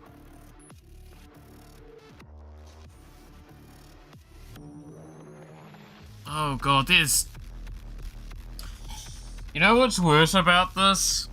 In case it's not, like, really obvious, is that this is very much me, like, grasping the fucking surface of a rabbit hole and realizing how deep it fucking goes.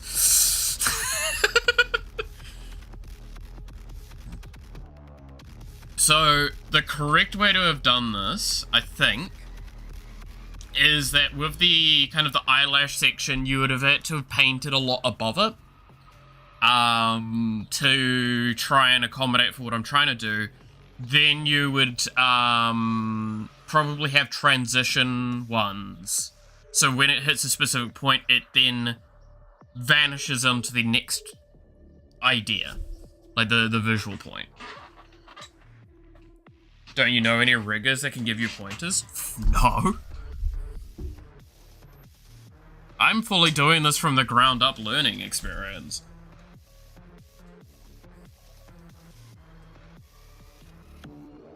Why would you think I would know, like, 2D live riggers?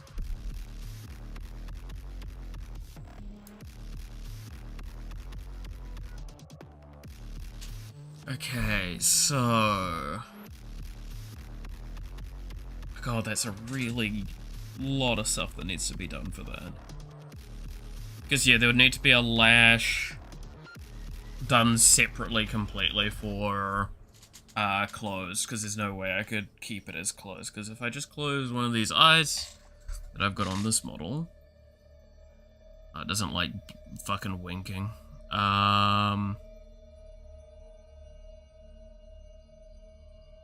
No, I could probably... Okay, so what I'd need to more likely do is have a top layer, then have the, like, the corner part there separated.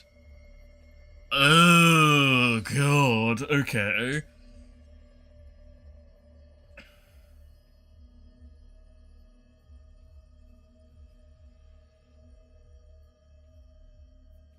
Yeah.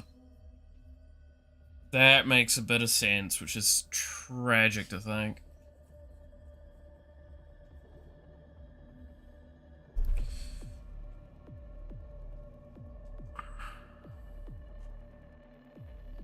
Okay. God, this is a process that is gonna take me a long time to fully understand.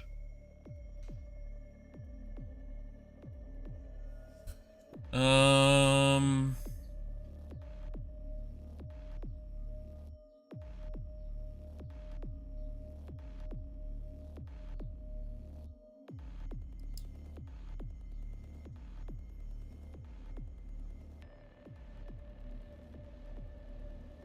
Hmm.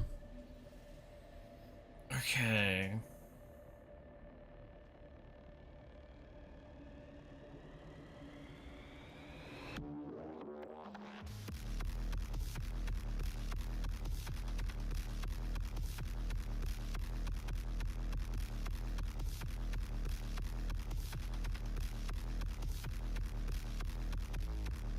Interesting.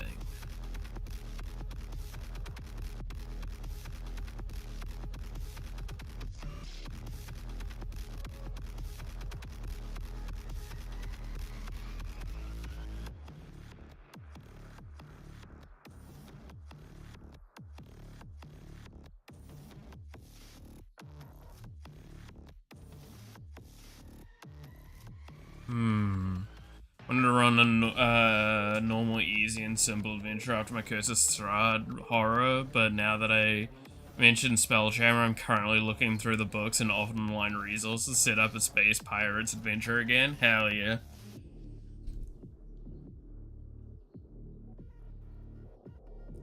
Okay, so if... Let's... Do we want to try and tackle probably the worst of the things I could try and tackle? Let's start getting it. So we're gonna need a general base. I'll just call it that.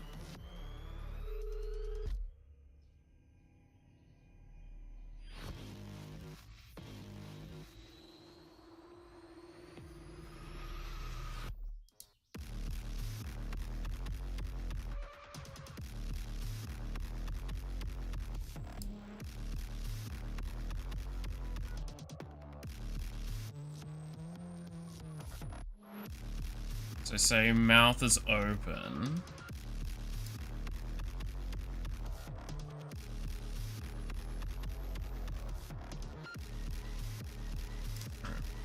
Do whatever I did there.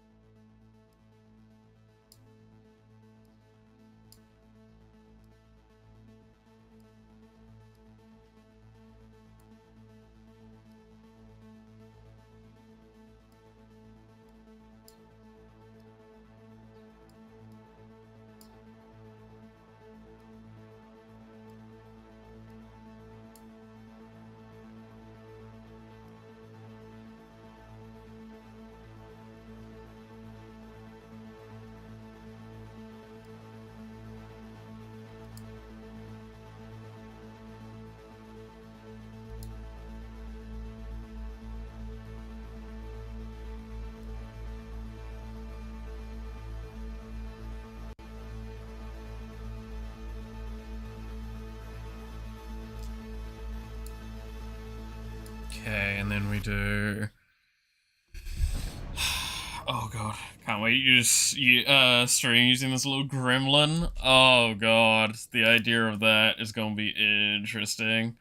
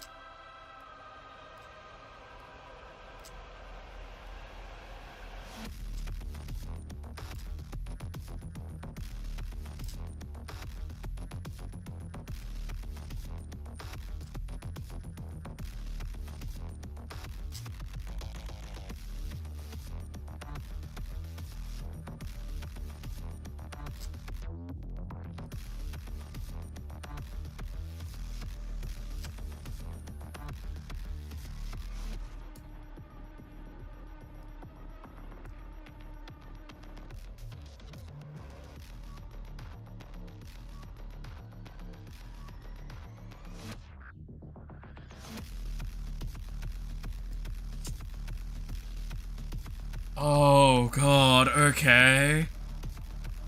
Oh, I'm gonna have to watch, so I'm gonna have to do most of this off stream. There's no way I'm gonna be able to do this without, like, watching tutorials and shit. Oh, I can see it now. I can see it now. Because, like, look at what's fucking happening at this point, is me just, like, dragging shit around without a Scooby.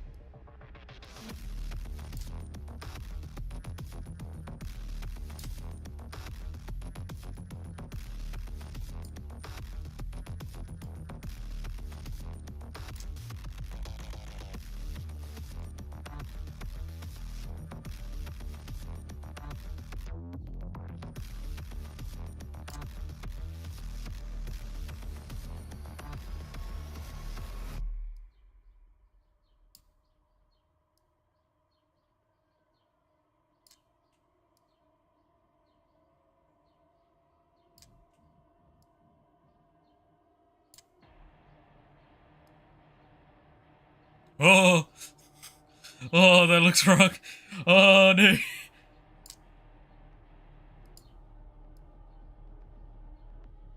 Oh, no.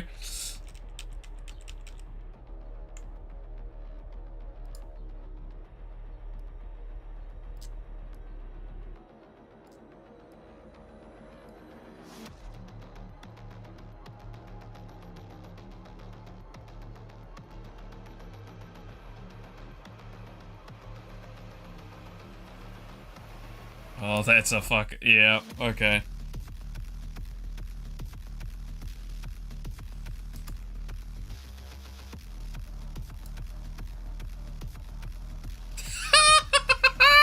It looks so dumb.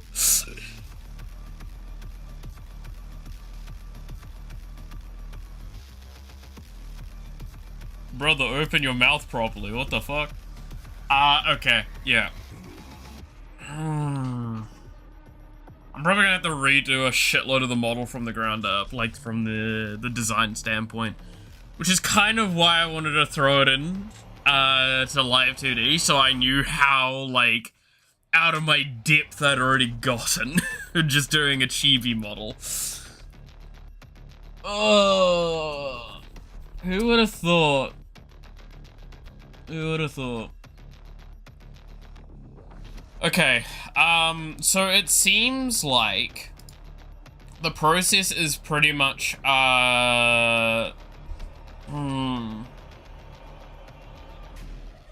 it takes the full image and it grafts it to the deformation, warp, right?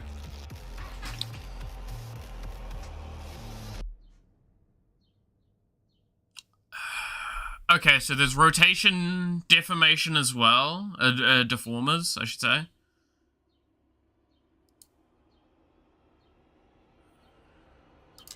So that makes a bit more sense.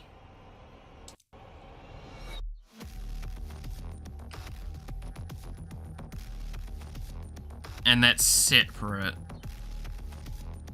to the normal stuff.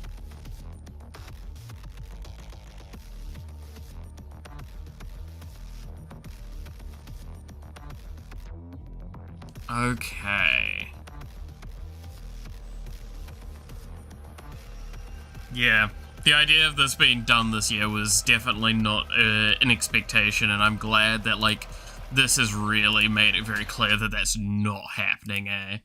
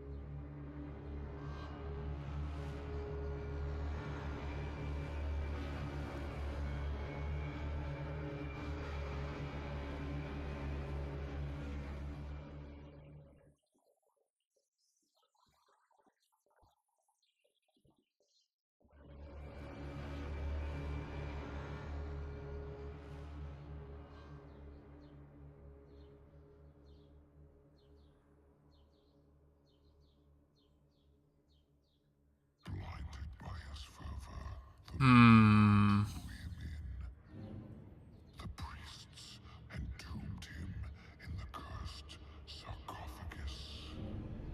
The mark of the Doomslayer was burned upon his crypt, a warning to all of hell that the terror within must never be freed. Okay. What is, just random question, in your guys' eyes, a thing that you've, like, you had to be there at the time to truly get that feeling? Because, like, I know there's that argument with, like, TV shows and movies, but there's always an argument of, like, you can still get a good chunk of the feeling later down the line. But, like, there are some series that if you don't watch episodic, they suffer. Right? Breathing? You know, you did have to be there for breathing. I would agree with that. Because, like, one that I did see as an argument recently, and I actually kind of agree with this, was, like, in season 1 of Oshinoko, the end of season, the episode of, season 1's episode 7, the end of that, I definitely feel that if you didn't watch that episodically at the time where you had to wait a week before you would be able to watch that next episode, it definitely, it made it way more intense. There's a lot of games, though, that I've had that with. Like, Warframe's definitely had moments where it's like, oh, you had to be there to experience things. Not always a positive thing, mind you. Because one of the things I've talked about in the past was one of the eras of Warframe where I had to just quit the game because it was so buggy. And it was just unbearably unplayable. which was famously a sequence.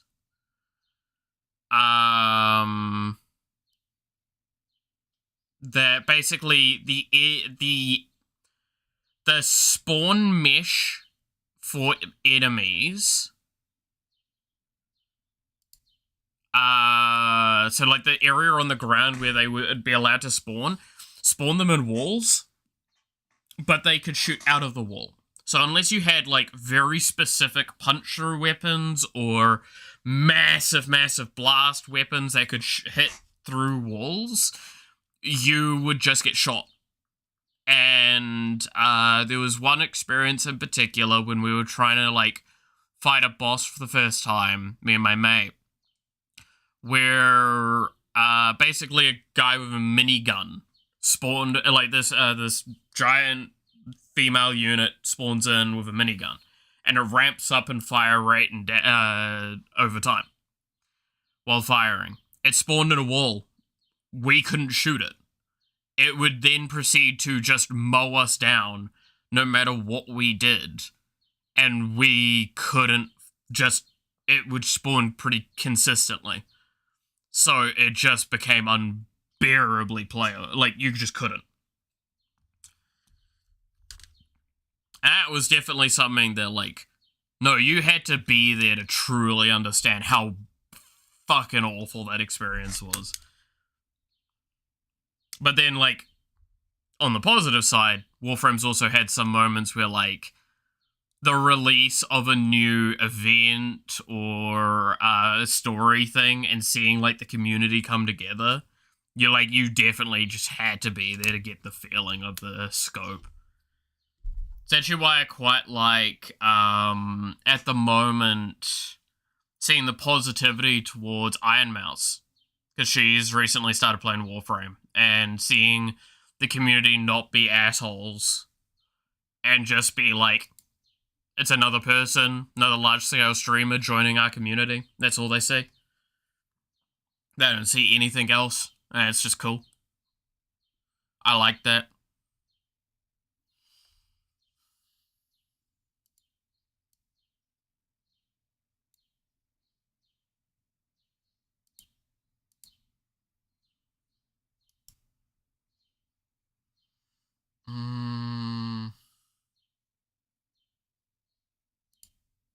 So if I just, like, grab everything and put it under the root,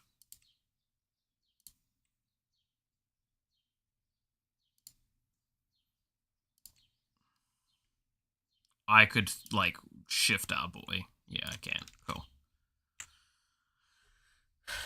Not that I would do that, but I can do that now. Music stopped.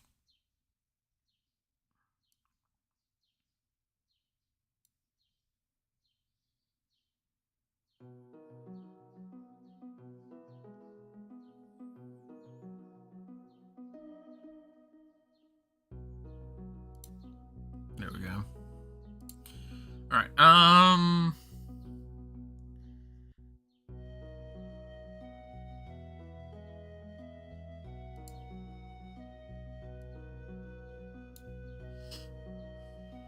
so let's try and do another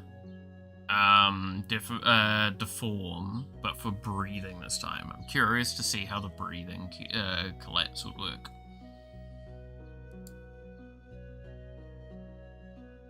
So you're definitely going to be a key part to it. So you and you. No, not you.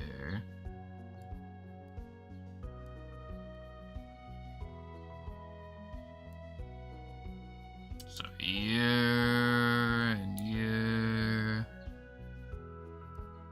and you and you.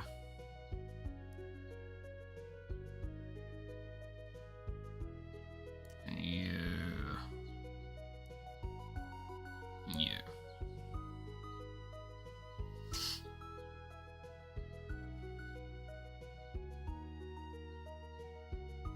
So with these two, I'm gonna try and set up a rotation part this time. And I'm gonna set it with this,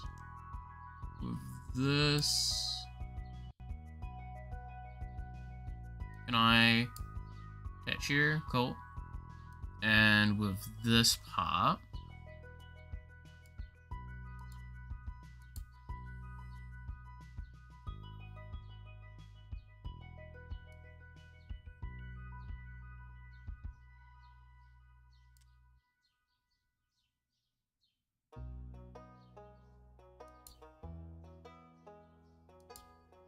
I should probably put that there as well. Okay, so we're gonna have, so this is the breathe out. So we're gonna rotate all this a little bit.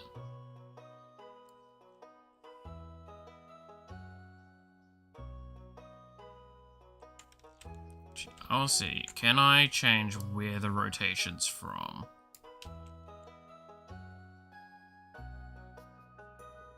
Oh god, okay, so I can do that with it instead.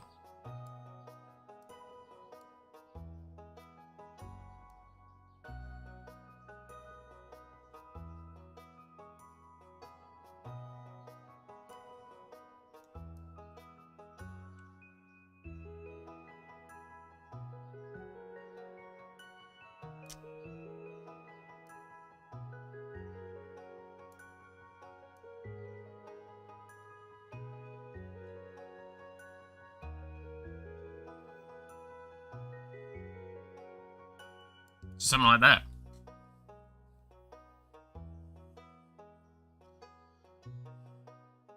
Just a simple part to it. So then, again, we're going to do another rotation with the rest of the other arm.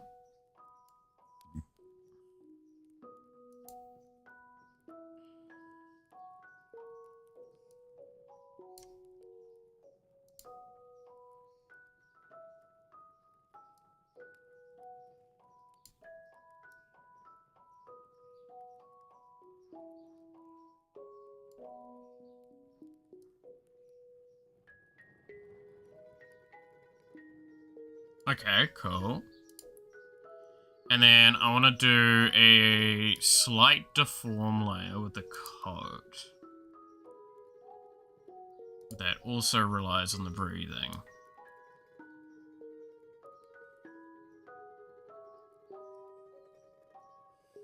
So what?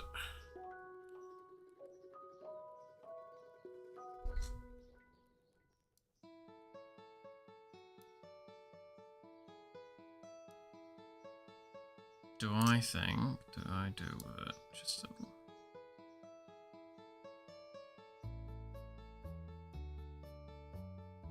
I just nudge it up a little.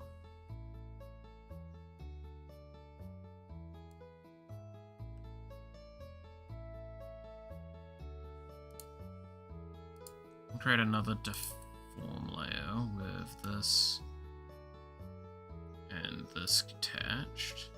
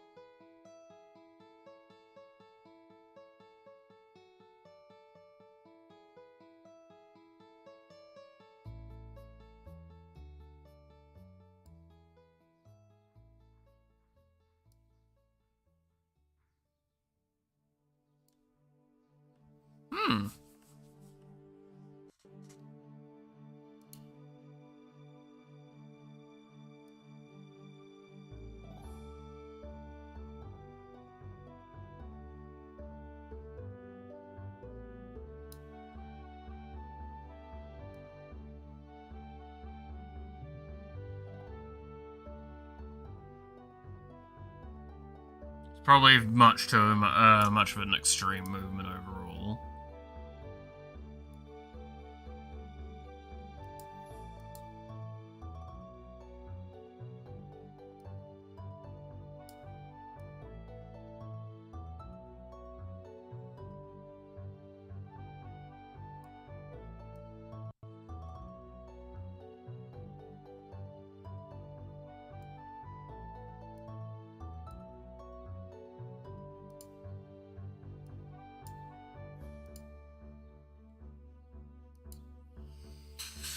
Okay.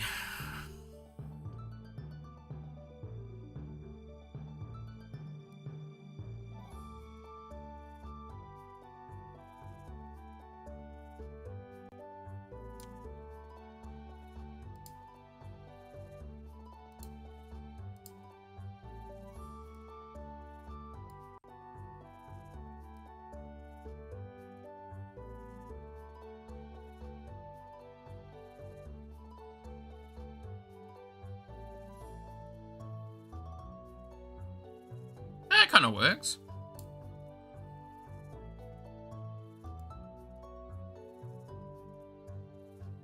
Okay.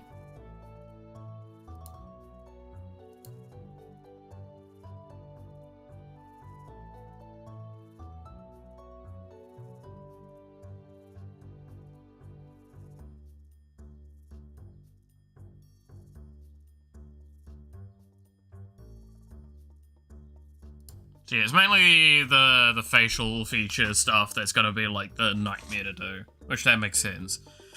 We do need to still do the hair as well. Okay. I mean, I've learned a lot from this layering architecture already. So that's pretty cool. We can go back to the original design and do a lot of work. I deserve a break.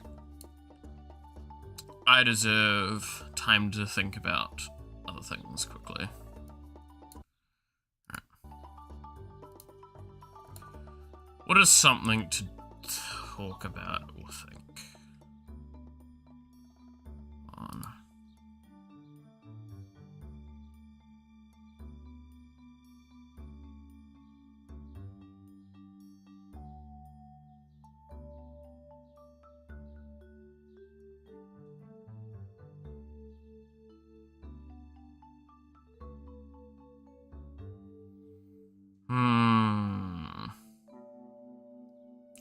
Oh, for fuck's sakes. Okay, this is, again, I'm gonna be very quick on this one, because this just bugs me. This is why I hate media outlets. So, NVIDIA will be cut gaming GPU production by 30 to 40% starting in 2026. Someone's basically, like, I don't know where that information's come from, but this is what they've just said. And they've started it with saying PC gaming is dead. And that is not what that reads to me. That means that they're probably narrowing down on what they're working on. And they're going to try and compensate for scalpers and Bitcoin miners.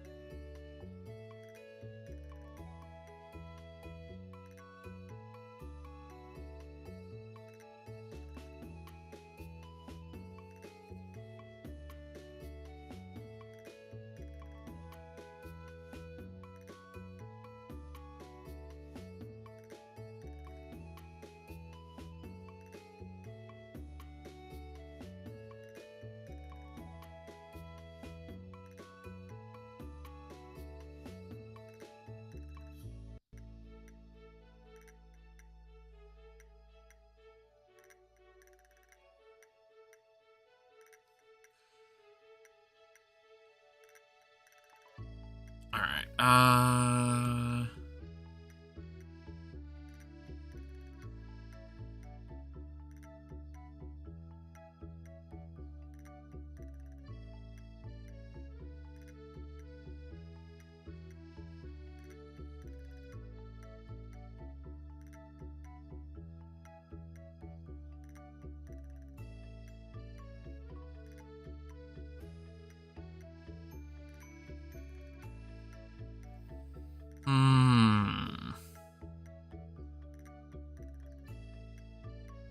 And there's really not any interesting topics at the moment.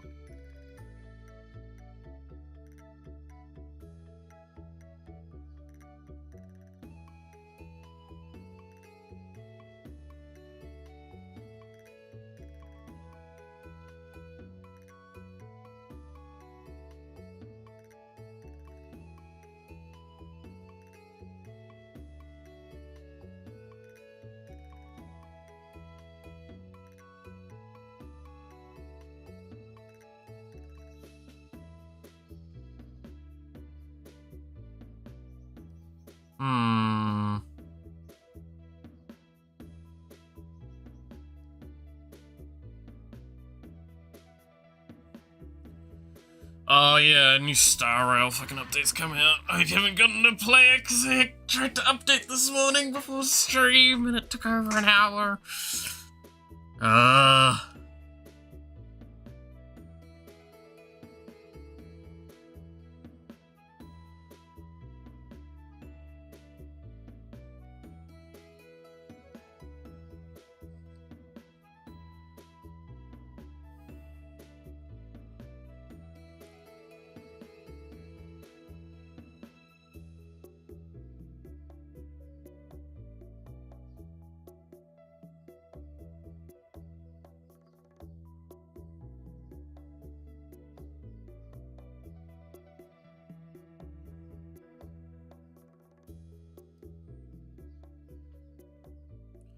I really should catch up on the Star Rail story, because apparently it's gotten really good in this new update.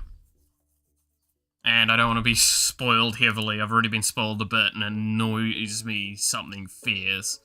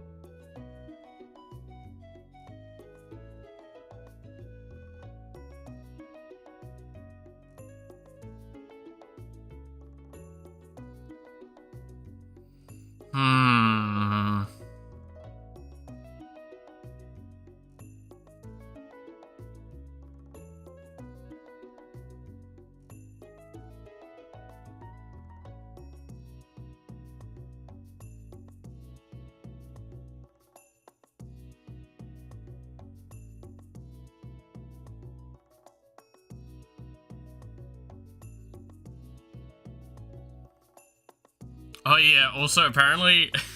See, have you guys seen the new, like, Silk Song, free DLC announcement stuff, right?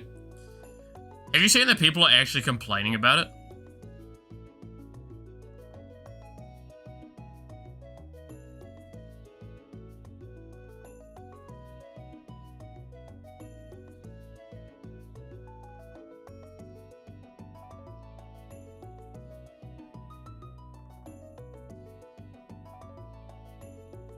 Yeah, no, people are actually complaining that, and I fucking... So there's two complaints. One of them's joking, and I fucking love it, which is just the generic joke that we saw all the time with, like, No Man's Sky, where it's like, stop, please, we'll pay for the, like, DLC or whatever. No, the other complaint I've seen, and someone genuinely was like, Oh, they couldn't even bother releasing it as a patch. They're releasing it as free DLC, like, to finish the game. Like, unreleased, like, base game content that they needed to do. And I'm just like, are you... The fuck are you smoking? How does any of that arguably make sense?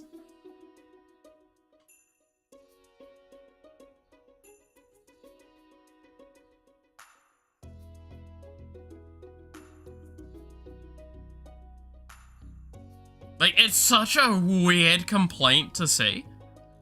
Because it makes no sense to me that people are like, how dare you give us a free DLC of content that should have been in the game on release?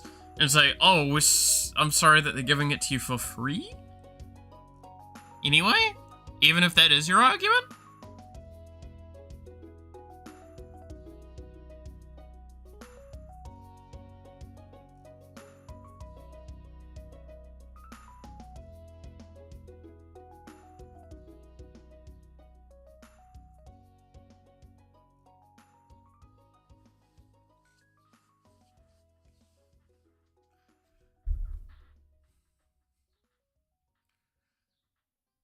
The game was complete, they made an additional because at some point they decided to add extra content to the game outside of the planned things and release. Yeah, I know.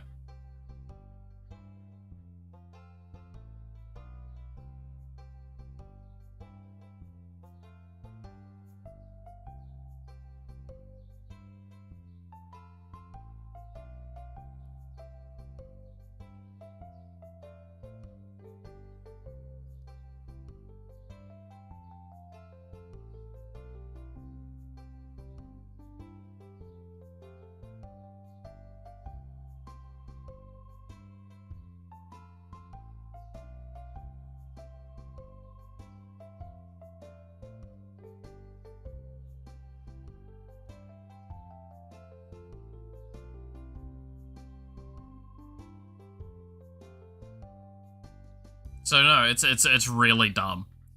But I have genuinely seen like stuff about that. I'm just so dumb.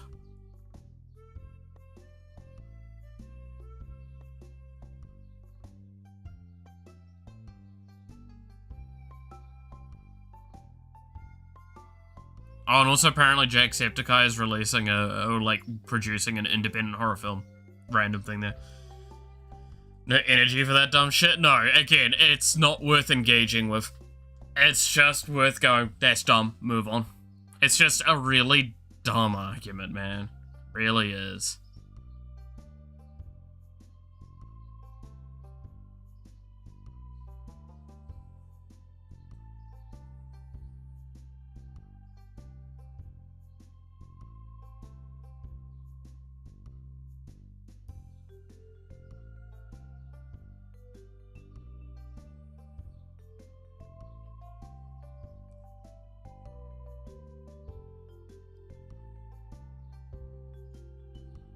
Like, again, this is why I say, like, it's not worth your time engaging with rage bait on the internet, man.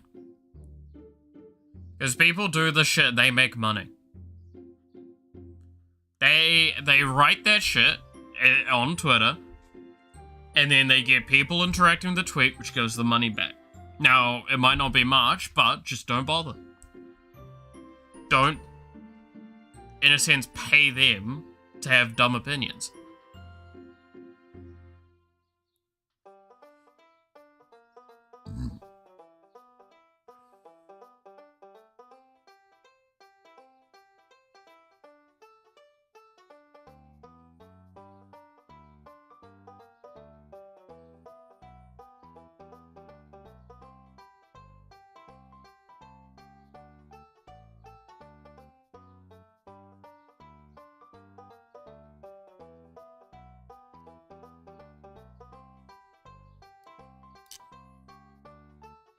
Like, let's take a moment, right? Let's just think of a rage bait and see how easy it is to, like, force you to get angry. Like, I could think of random shit off the top of my head, type that in, and I would have made you upset.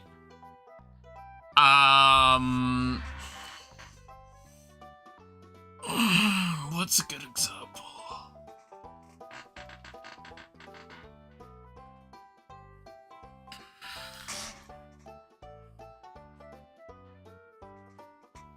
I'm trying to even think of like a shitty example that's not like one that we've literally talked about and is just me parroting. Actually, that's the most fucking on point. All VTubers are 50-year-old men in their mother's basement, hiding behind a female avatar. That's not topical.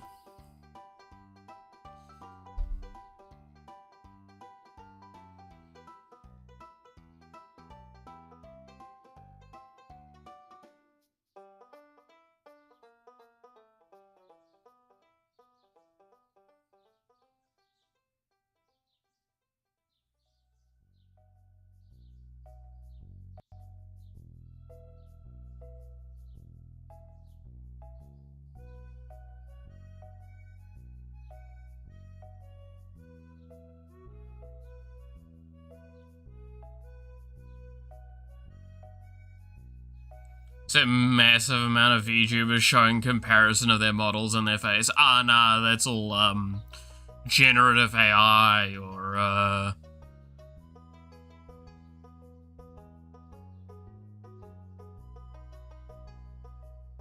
fucking, they stole those images off the internet, or, I don't know.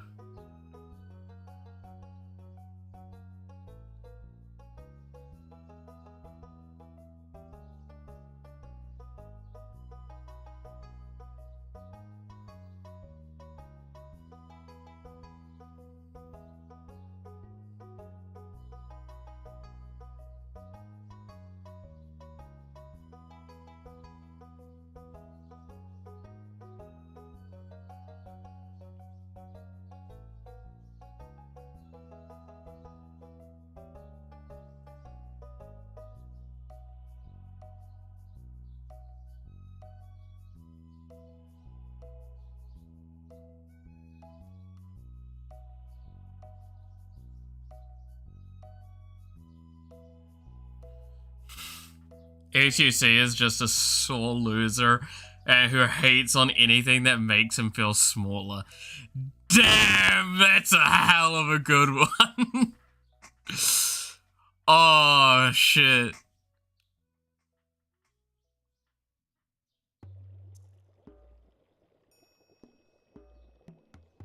No, seriously though, that's fucking such a good rage bait energy. I like that.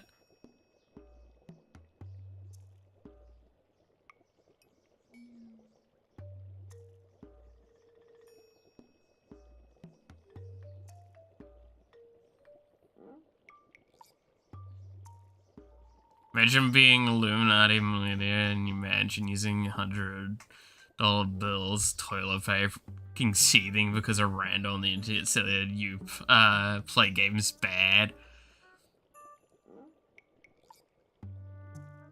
Oh god, that's, yeah. Well, I mean, someone did the math, apparently. Are you ready for this fucking one? This one's wild. Someone apparently did the math, that if you calculated the general worth of all of the, like, treasures and everything in Smaug's hoard, he would be the 5th richest individual on the planet. On our planet. There's 14 people that have more theoretical money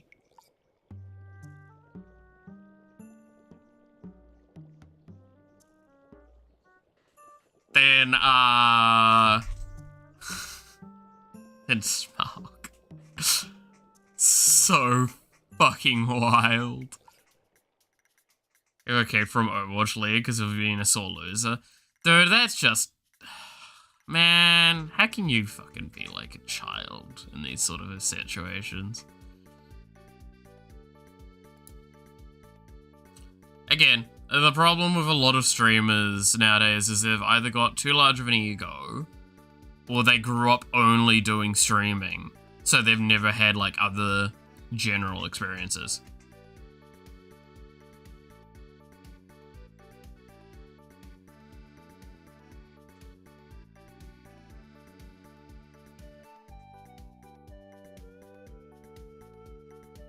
See, I love, right, the sheer difference in, like, way that would be approached.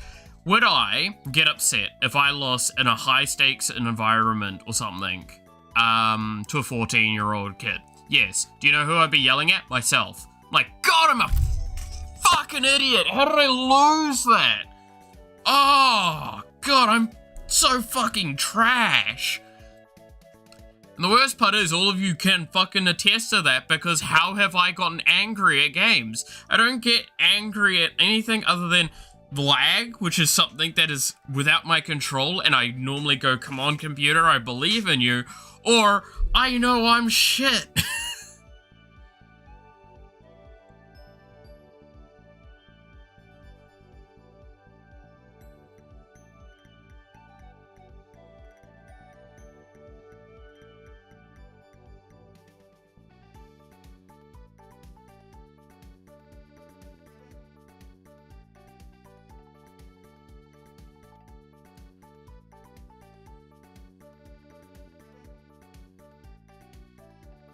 So yeah, no,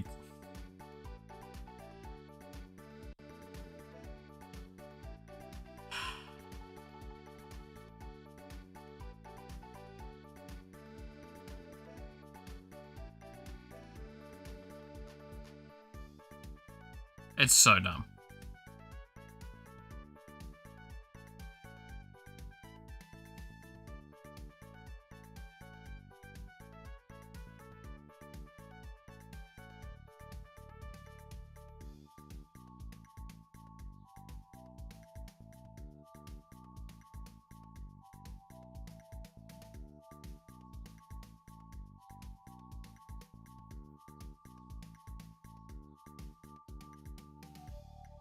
It was also an Elden Ring tournament, no prize or anything, just a friendly match, and a team of 3 VTubers destroyed his team, 3-0, 3 matches, and he started to accuse them of cheating. Begging too much, and ended it. Then, yeah, no, again, like, I don't tend to involve myself with, individuals with that kind of mentality. Not to say that they're bad people or anything, it's just, I stand by this. I don't need more negativity in my fucking life. Right?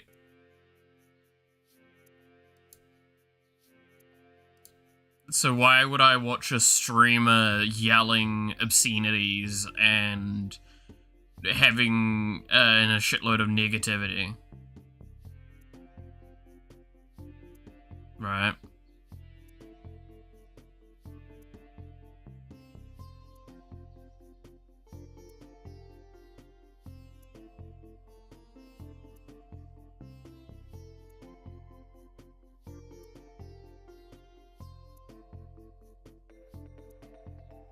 Everything is wrong with the world and people around me.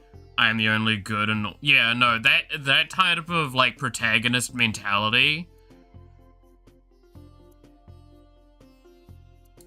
is just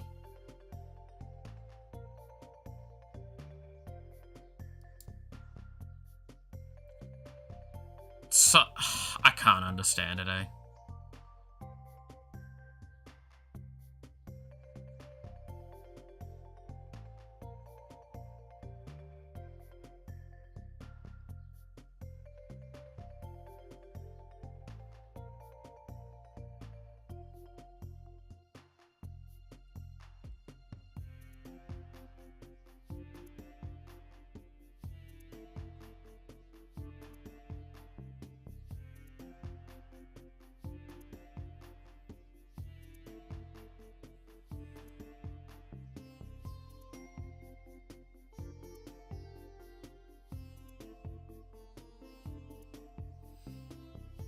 I'm just...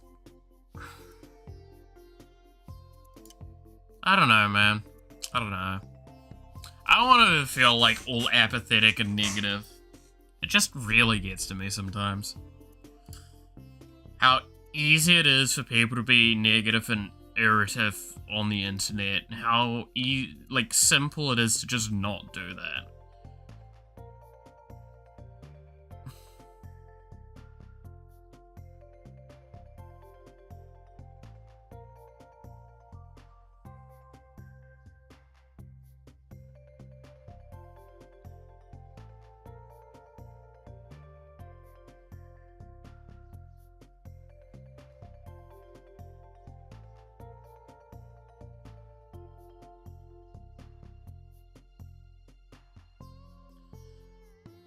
Dude is always super cocky and self-assured until any minor inconvenience shows up and then blows up because, yeah, I won't speak too much to specifically the individual because it's just...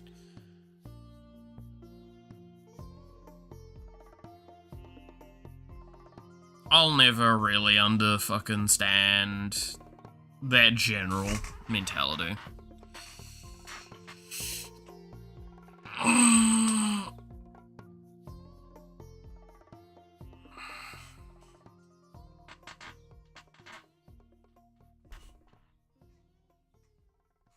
I'm very, very exhausted. Ugh.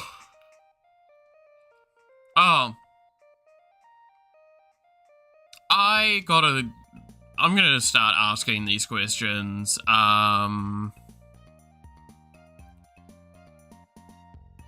now, because I will keep asking them.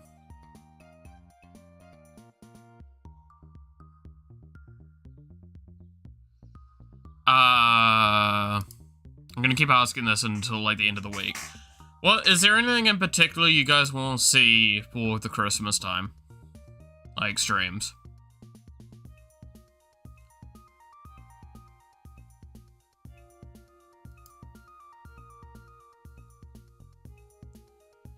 Because at this point in time, I've got, like, a couple of ideas, and especially knowing that at the minimum what I'm going to be doing, right, if I look at the calendar...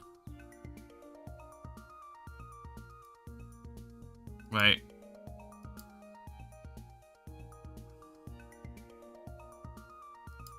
Yeah, I was about to say. If I look at the calendar... what I'll probably do is, like, 23rd or 24th...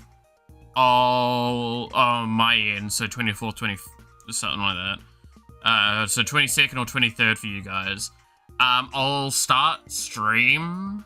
And then I'll just stream each day for a long period of time. That's the main goal for it. Because I just don't really want to do shit during those days. I want to probably not do anything at the beginning of the week. I'm probably just going to try and sleep and rest as much as I can. But we'll probably do like 7-8 hour streams at least. During that time. Am I going to be starting any games during that? I'm going to be playing at least one game. Potentially two. But I'm guaranteed playing one game during that time. It's not a new game. Technically. You'll understand when you see it.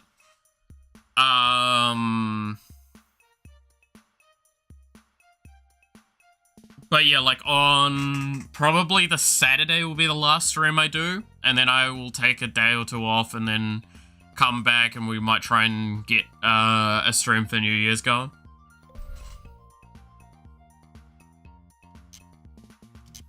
We'll see. I don't know if I've got anything scheduled external to that as well.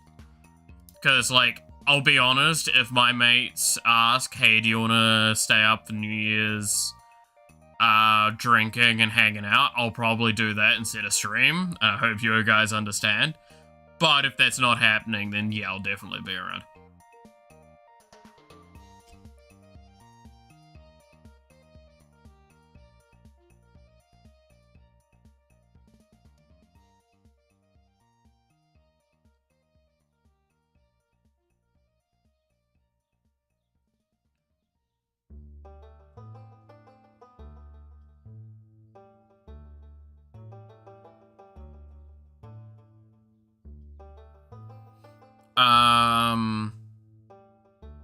But I do think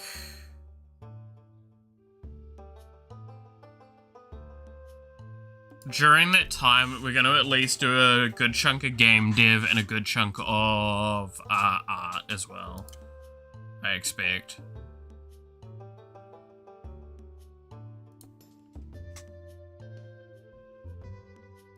But I know at least one game's going to be played.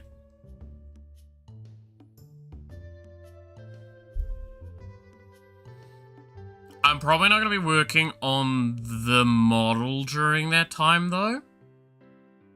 We'll see, because it will fully depend on, like, how much time I get to commit to it outside of then.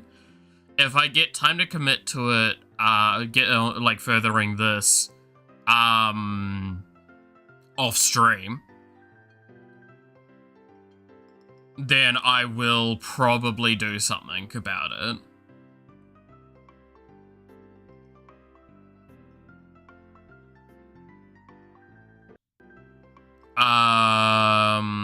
But if I don't feel like doing like the back and forth on stream is gonna feel like I will be able to keep up and keep doing it without being irritated. So we'll probably just do some other art pieces during that time. And in fact, I might even ask people for ideas, is what I was thinking. Just draw stuff like while on stream going like, hey, what do we want to draw? I do have at least 2 art pieces I have in the backlog of my head that I would like to do. So we'll see.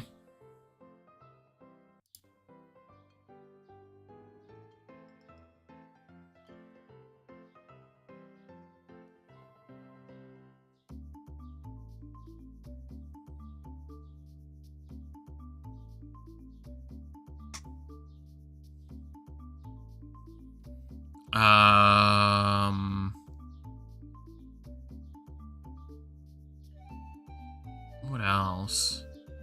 I don't want to try and do a challenge or anything like that too much.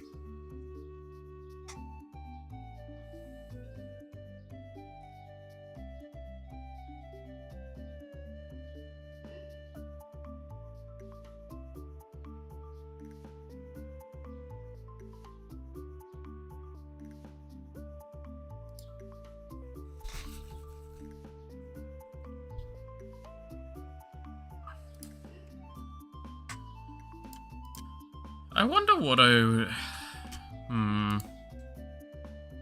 But yeah, I do think we're gonna do, during the Christmas stuff, we're probably gonna do a retrospective again a little bit over the year. Like, we did a little bit of one earlier today, looking through what I have actually streamed, but I think I might, like, look through properly and have a look.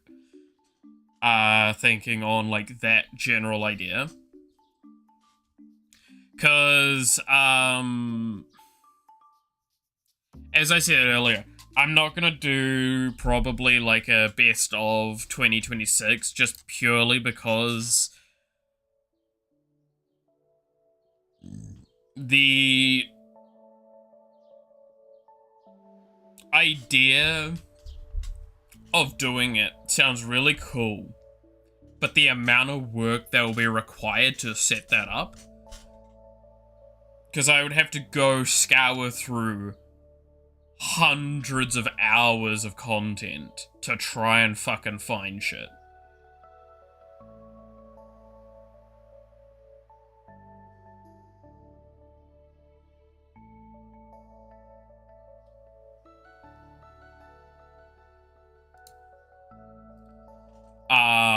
And then editing it all together. Like, even if I started now, I would have sleepless nights and it still wouldn't be done by March.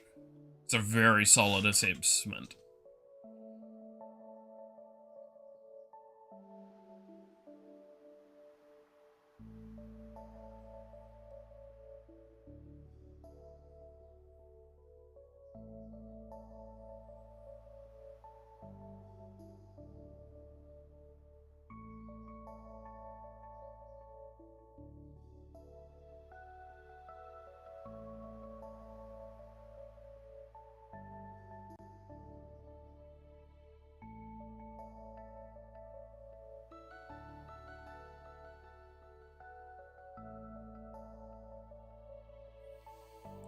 Some drama topics. Do you want to say something about the situation with Hades and the Mythics Corpo? Did I even hear about it? Don't think so.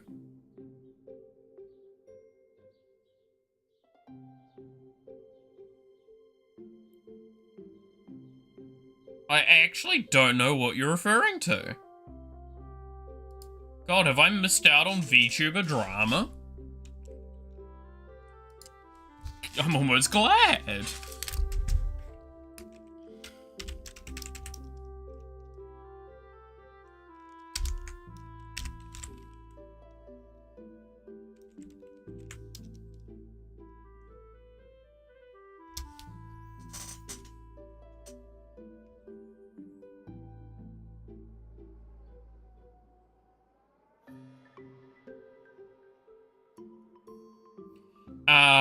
Both debuted the same day and got the 2-year anniversary on the same day.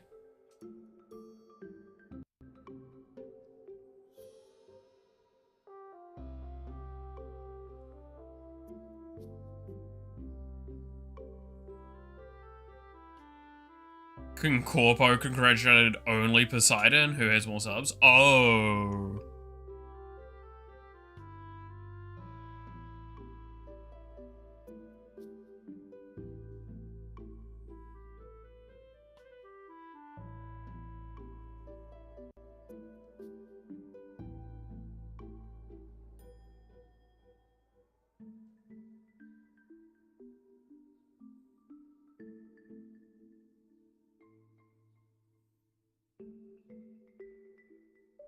Damn, that's kind of upsetting to hear.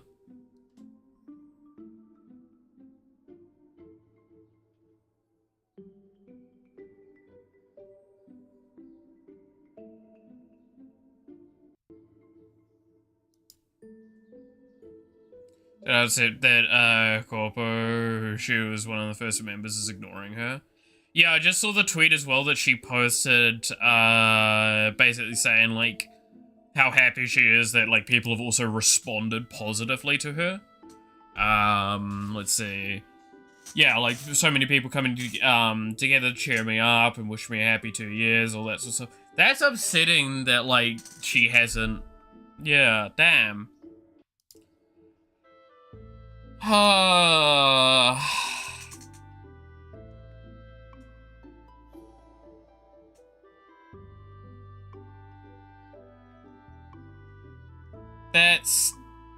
That's fucking sad. Like, I get advertising, like, okay. Making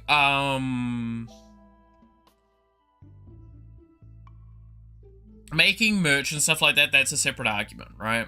Because, like, sorting it out and all that sort of shit's organized fucking yonks in advance. But not having, like, a congratulations for the both of them is...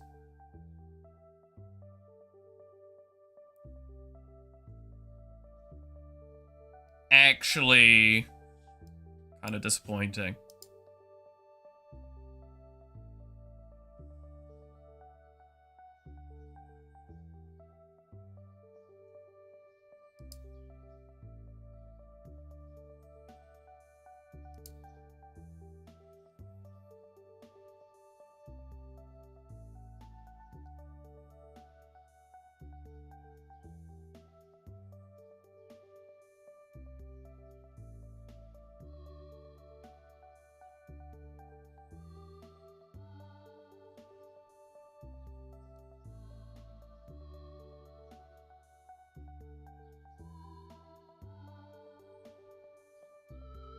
Yeah, no, I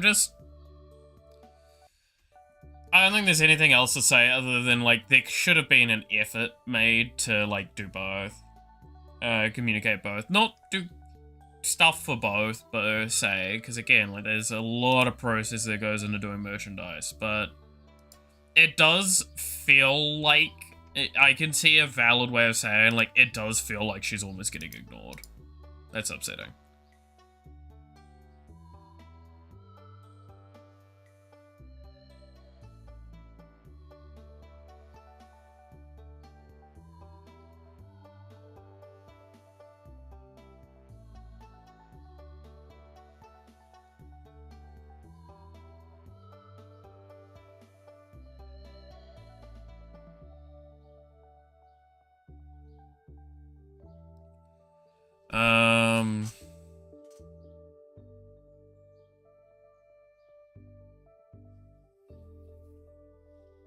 Damn, today has felt really negative, I gotta say. I'm actually upset at myself letting it go this bad. Just because I've not really had any other positive news to talk about. There's just...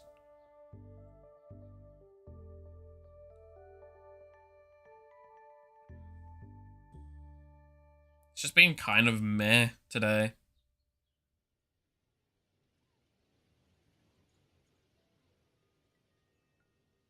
I will say I've been really enjoying Warframe again, though. Being able to play with mates. It's been good.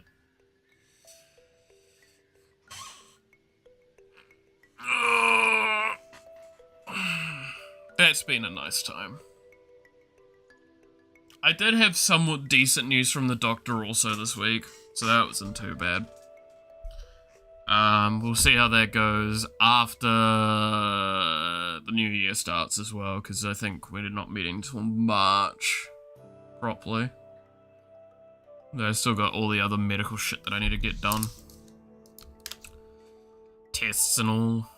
Just means that we're not going to be sitting down for our, like, normal sit-down thing for a while.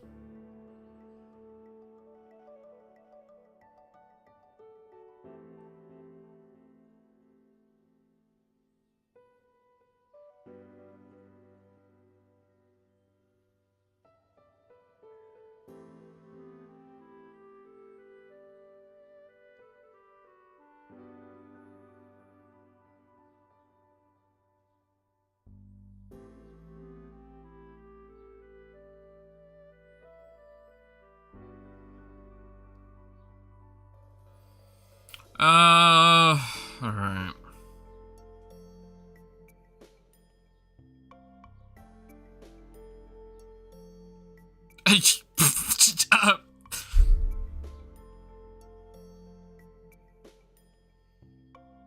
I don't even know how to approach what I just saw.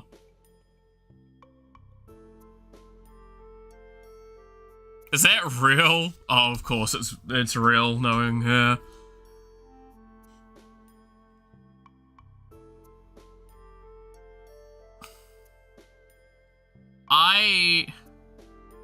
I don't want to click on that link.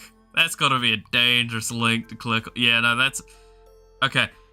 So Mel has advertised a return of a pre-order thing that she has. I genuinely can't show this on stream. I will read part of this, and you will potentially be able to understand why I cannot explain this well. In her words, the tweet, "It's finally back. You can get my, in quotation marks, pleasure sleeve alongside the brand new Razzleberry Pussy Pop Love Rack." I can't read this more. I can't do this. Oh, fuck. Oh, man. Oh, just go look it up yourself. Just go look it up yourself. Just oh, that is a whole thing, huh? Oh, God.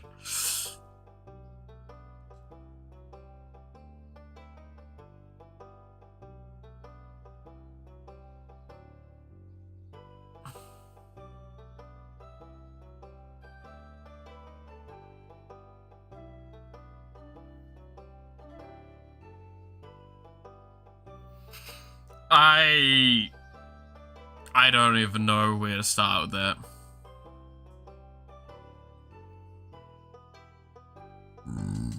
I have no idea where I can start with that. I have to move on. I have to move on. I have to move on from it. That thought is stuck in my head right now.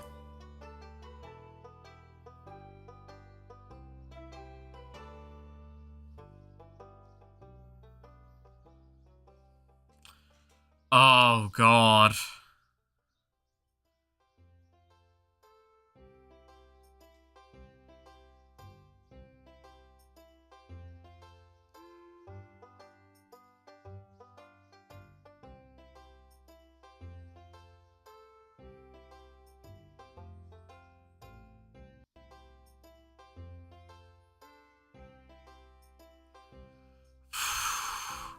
Yep.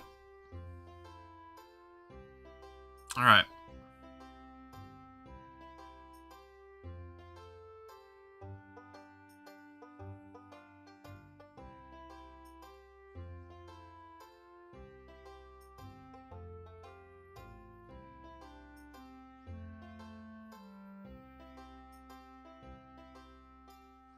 I'm just...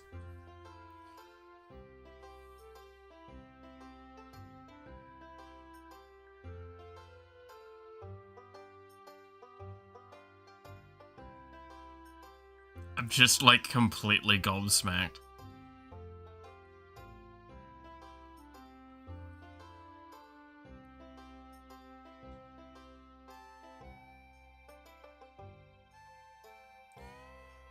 Not to go into it as much as well, because I haven't looked into it myself, but I did hear a little bit about the VirtualCon situation, and that falling apart.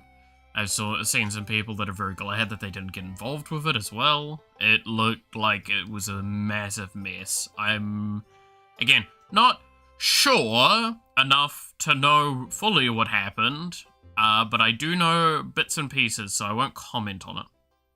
Moving on.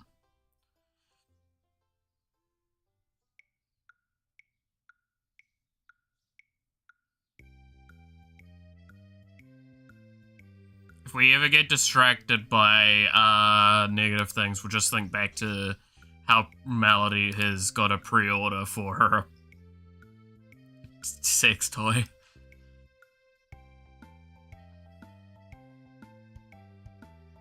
The speculations and out of context comments, yeah, like that's the other problem with it. So that's why I'm like, I'm just not gonna bother. Because if I can't say stuff that I'm sure I can affirm with evidence, saying it is only bad. Right? Like, that's the thing.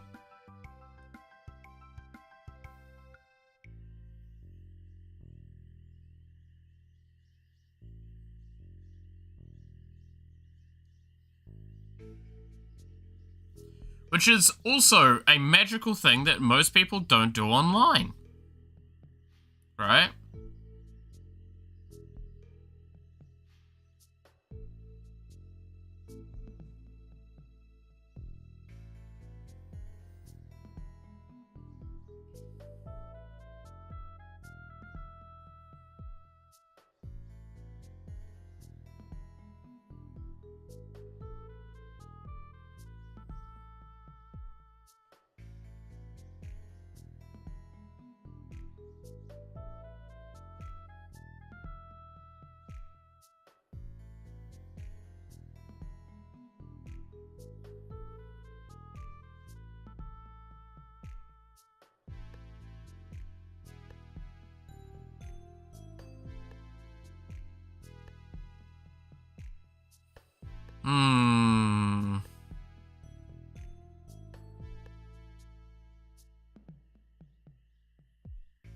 What art should we do for next week?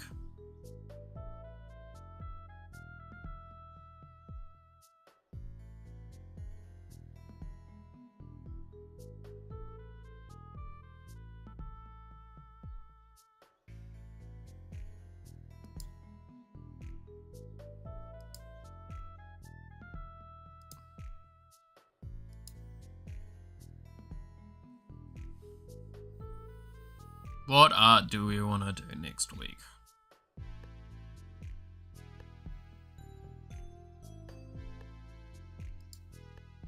I wonder. Hey Adam, how's it going? I mean, how the fuck am I supposed to top that goddamn, that last Iron Mouse one? That one just came out way better than I was expecting.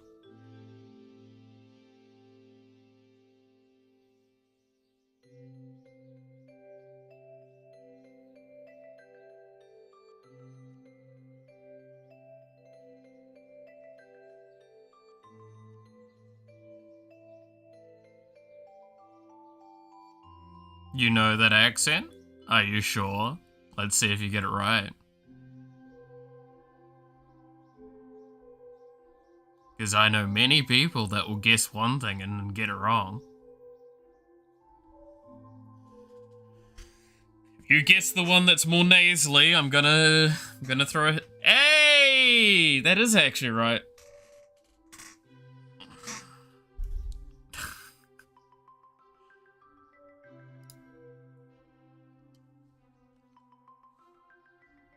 Indeed, it is New Zealand. You know, it just reminded me of a really long time ago. While, again, I sounded exactly the same as I do now. Someone was like, oh, are you foreign? And I'm like, what?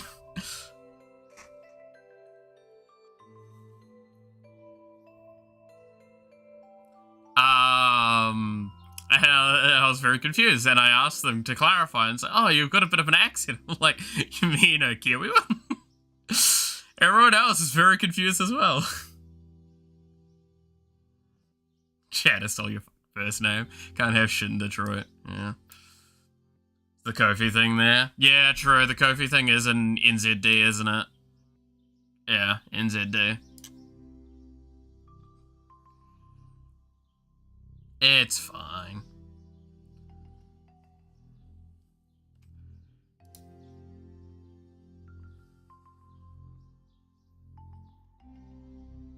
Okay, I might...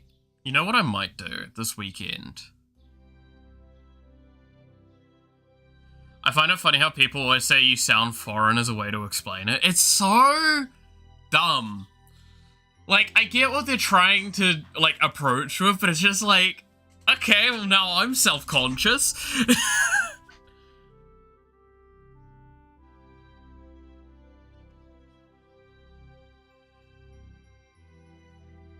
Like, don't get me wrong, to me, you all sound fucking foreign. Exactly, right? No, I always found that really entertaining, because, like, I never had, like, a thing for my voice very much. Like, I never thought anything of it. But, like, that sort of comment is one of those moments where I'm like, am I not speaking like other people? Like, don't get me wrong, I grew up with American television, so we had, there was a lot of words that I would say incorrectly. You say you're exotic? Oh yeah, no, exotic is definitely one I've heard a couple of times. But like, Mayor is one that I struggled with for a long time when I was younger, because I would watch like a lot of Buffy the Vampire Slayer and stuff, so there was a lot of talk about the mayor. I think is the American way of saying it. But the problem is that I'm Kiwi, so I wouldn't say it that way, and I would call it a mayor, I think is how I call it. And it's like, that's not how we call it here, it's a mayor here. So we more use the European sort of way of approaching it. Oh, you speak my pretty language of 50 different ways to spell the word play. Good lord.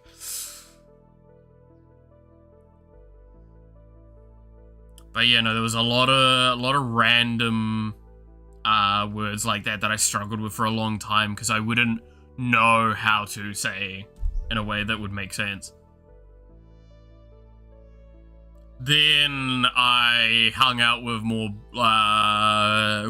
broken English individuals, and my speech pattern divulged quite a bit from there. So when I actually get, like, excited and speak at normal speed and everything, you start hearing a lot of the words start to break down and the grammar and everything goes out the window. But I speak slower for streams, because that way people can actually follow what I'm saying.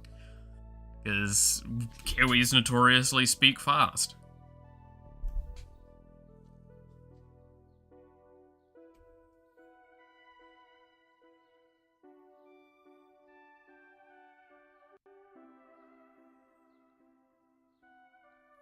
Tis one of our things. Oh, no, that's one thing I wanted to talk about. That I just got reminded of, but yeah, I'm writer IRL, so I find it funny when people write to me in American English, and then it's, I'm like, it's time for another villain. Fair.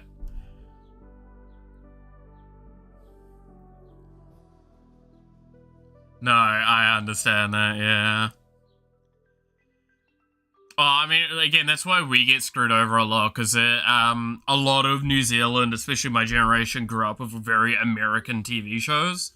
So, pronunciation and the way, like, some of the words we spell, we just allow for both. Like, color's one of the big ones. We do allow for usage of the U in it from time to time. I believe in, like, truly official documentation, you have to remove the U, but, like, most of the time people won't yell at you for it.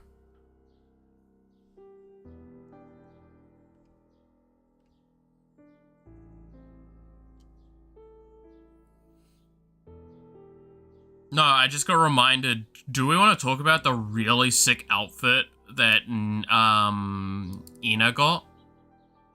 That I, like, was losing my shit over? That was really cute.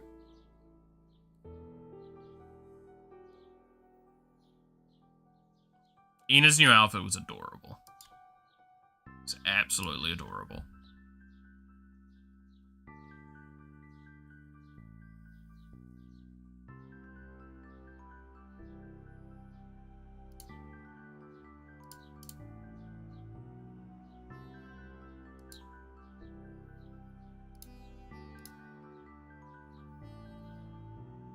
See if I can find an image of it.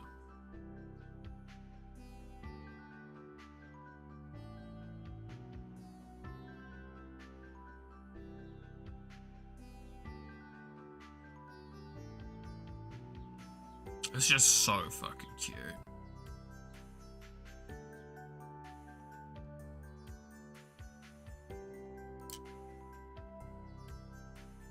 Oh, here's one with her and Bibu.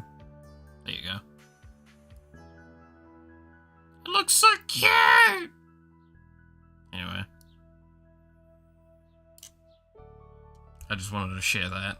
Since we talked about so many, like, depressing topics today. Just a little bit of positivity.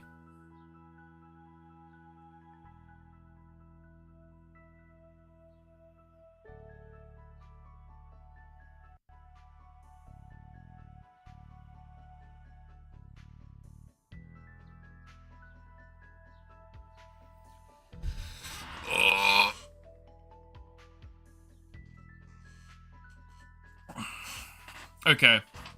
I'm gonna fucking minimize this for now and pull up the art. Let's do it.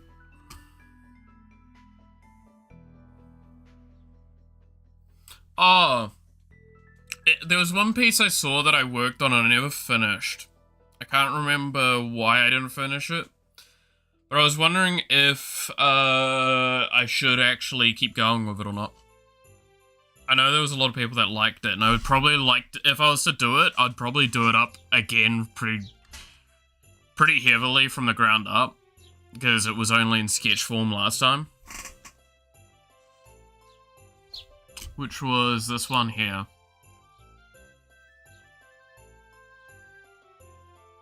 Of the Neuro sisters.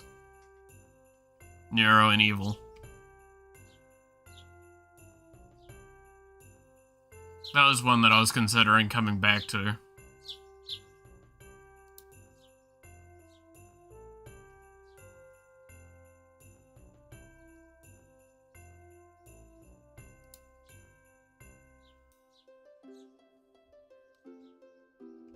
need to ask, go for it.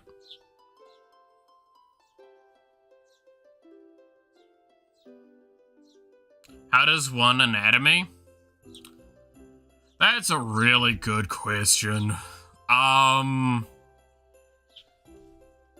be honest, my best answer is, like, okay, you want the real answer or the funny answer? The funny answer is, with lots of prayer and ritual sacrifices, you'll figure it out eventually.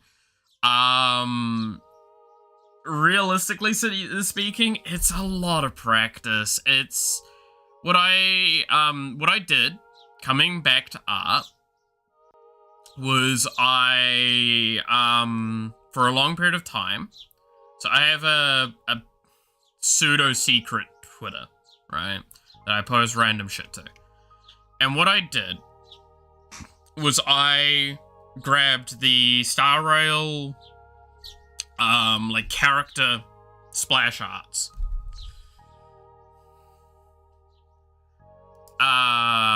For example, and I would trace them. So that was like the first one I ever did getting back into it. And you can see, it's garbage. It does not look great. It might be, I don't know if it's easier to find the folder or not. But like, as time went on, like this was like a day or two after that one, I did this one. You already see, decent improvement, but I'm not understanding anything beyond basic lines. Then time went on, and I stopped tracing as much, and I started doing it from, like what I would do is I would then proceed to, it's actually probably easier if I just open up a new thing in this.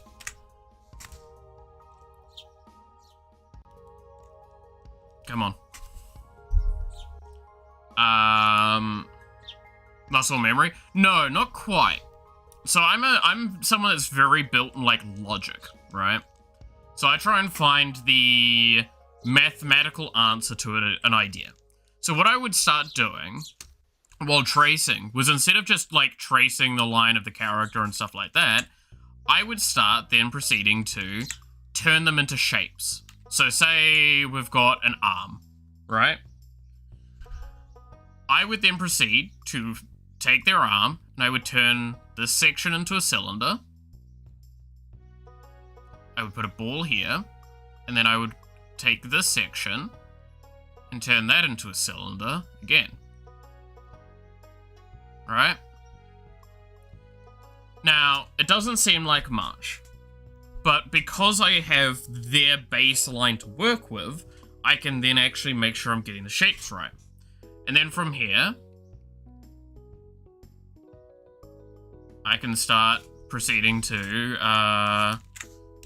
learn practice things, where I can take that as a reference point and actually start sketching out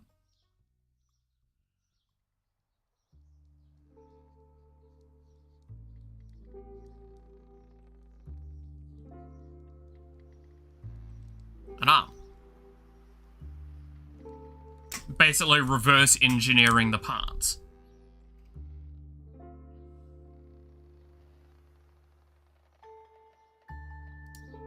So that's what I started doing around this point. And then I would redo the piece over the top of it. So I would just do it from the shape language and then try and do the detail from there. Which is why I eventually stopped doing that too much, and then I started doing my own stuff. I started doing different things, and we've gone through a lot of processes here on stream about this stuff. Again, all of this stuff I'm showing, like this stuff now, I'm showing here on the thing. Whoops, I just minimized all my shite. Give me a sec, I need to bring up everything. This here, I did on stream. I think most of it on stream, or part of it on stream. But I did a bit of it, and like it was me learning techniques. I think this was the general final piece of that one. And like, there was a lot that I needed to learn still. Shadow stuff was a big one. And then I decided I'd start doing stuff like, oh, here's an outfit for Mouse, right? Doesn't look great. This is the later version of that one. Then I did another outfit for Mouse with a bit more of styling on it. And then I started going like, cool, okay, I'm starting to get general shape language down. So now I want to start working on textures. So I do it systematically. I do something that I can figure out, and I go from there. So one of the big ones that I know people like, and this is on YouTube, you can see this in the thumbnail, this is one of the ones that I did, where I said, I did a pose quickly, and I then proceeded to go, I'm going to learn skin and leather texture.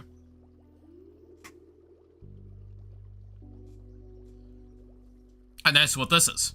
If you actually look closely at it, I'm not going to really be able to show it there. It'd probably be easier to show, open it up. But the hair is really garbage. Like, I didn't finish the hair because the hair wasn't important to me. It wasn't part of the task that I had set myself.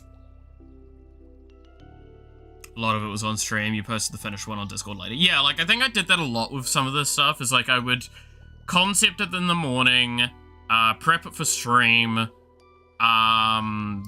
then on stream we would do a bunch of work, and then sometimes I'd finish it off stream. And it would be like 1 or 2 streams at most, for a lot of them. But here, this is the Mouse one that I just showed. And like I said, if I zoom in on the hair, you can see the hair is garbage. The hair is literally terrible lines quickly sketched together. Whereas, like, the stuff on the boot looks much better. But the fun part is, with the boots, is that that's almost all just a lighting technique that I did based on another image I saw. Like, I just kind of saw, I had it on this another monitor, and I would draw something similar. I would try and gauge the ideas off the top of my head. And it came out a lot better than I expected. Like, genuinely. And then, because people were requesting it, we also had the little funny horny face.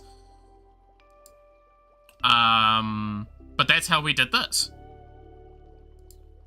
Like, the eyes also are just a layer. Like, this was literally it for a bit. Skin texture as well. Take that away. Clothes texture, take that away. Like, that was pretty much just, we sketched it, and then I just used the fill tool.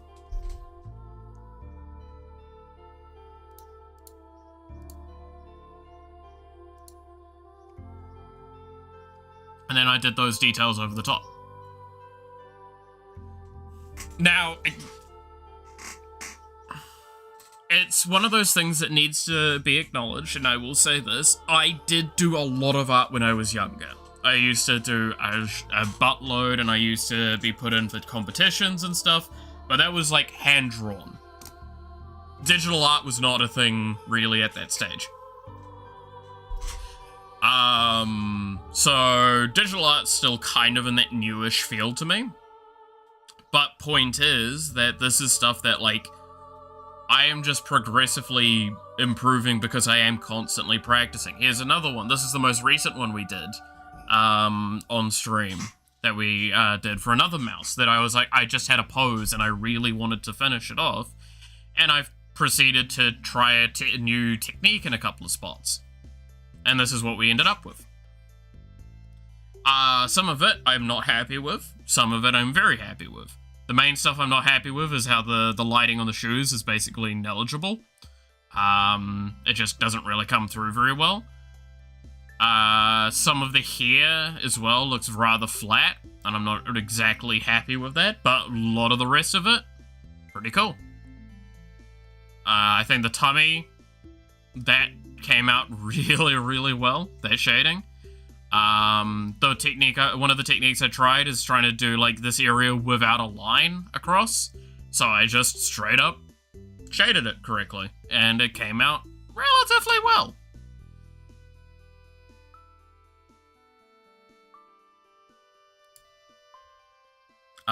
Stuff like that. So, again, it's one of those things of anytime you see a really good artist, realize it's not that they're really good, it's that they got to be really good, right? So, if anatomy is a big trouble for you, figure out your easiest way of learning it. For me, it was tracing until I kind of got the concept down in my head, and now, while I still have to find references for a lot of the poses I do, I can kind of do stuff from the ground up. Right?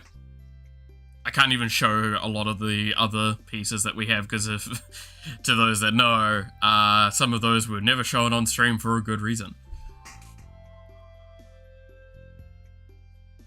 Hired an artist recently for my book cover, so I guess I could use that. Yeah, it's just find something, like, what I did was I found a style that I liked, right?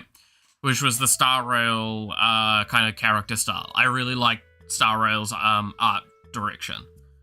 Honkai Star Rail, in case I haven't said it in full. So I started going like, cool, how do I learn to do that sort of style? How do I do the tricks around it? All that sort of stuff. So that's why, again, early on I did tracing, and that's what I did. I would trace the work, I would find the easiest ways to try and mimic the style I wanted, and then now I'm just kind of doing my own thing. It's not really Star Rail styled, because that's a little bit more stricter anime, whereas what I'm kind of doing is that like middle ground between that realism style and the anime style, so it's kind of it's a lot of unfounded territory, and it's fun to practice. But then, yeah, we've done some fun sketches on stream. Like I said, some of them that I did off stream I could never show. This one I remember doing very quickly on stream for funnies. And I think literally we talked about it as I found an image from a hentai that I used as a reference for this. And people found the same reference. It's not hard to find. But there you go. That's a fun one that was done at one point. I'm not going to show that one for too long because I don't want to get in trouble.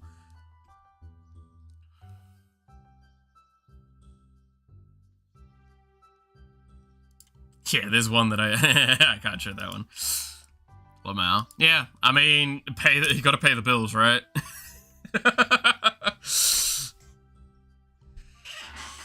I got good at not safe for work. At least somewhat. But that's what I was saying, like, this was one that I found that we did on stream at one point, or at least mostly on stream. That I kind of want to come back to, because it does look really cool, and I thought it would be quite cute to do. Of just, Neuro-sama and Evil.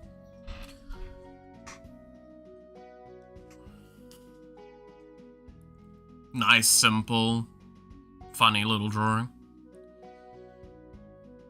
Much more innocent. But yeah, I hope, like, this kind of indicated, like, exactly what I was talking about with it. Is that no one just draws early on, no one just draws an arm out of nowhere, right? Like this. Because if I try and draw the same arm purely from this, it'd be like, yeah.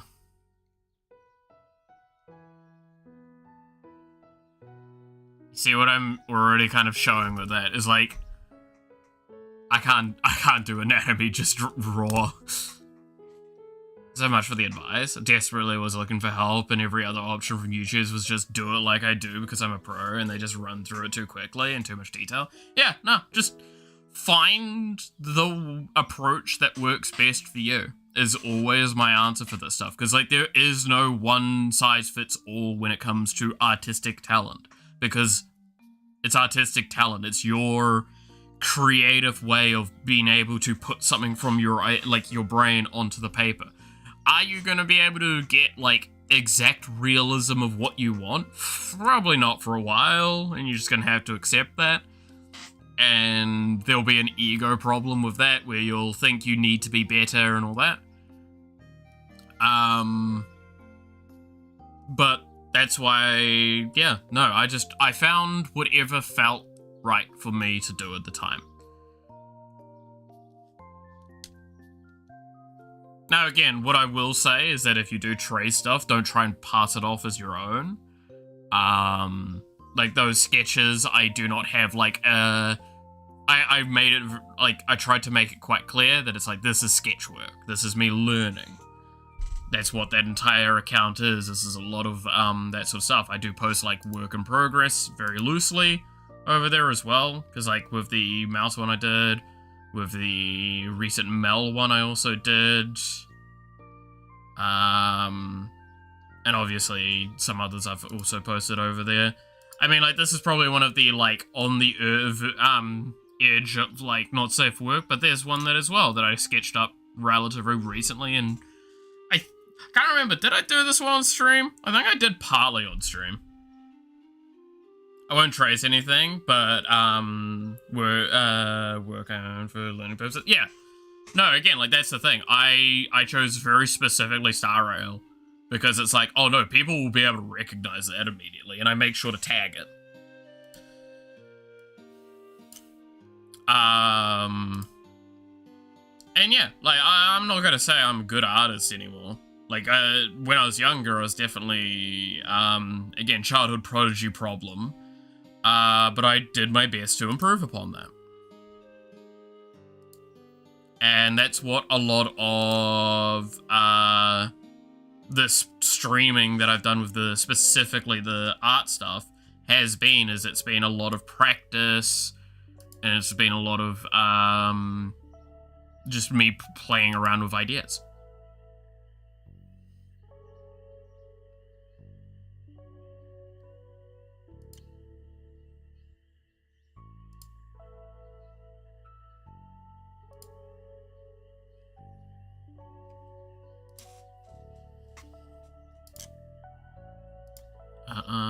And I'll probably continue to do that. That's why I'm saying, like, I've got a couple of ideas for next week that I want to start.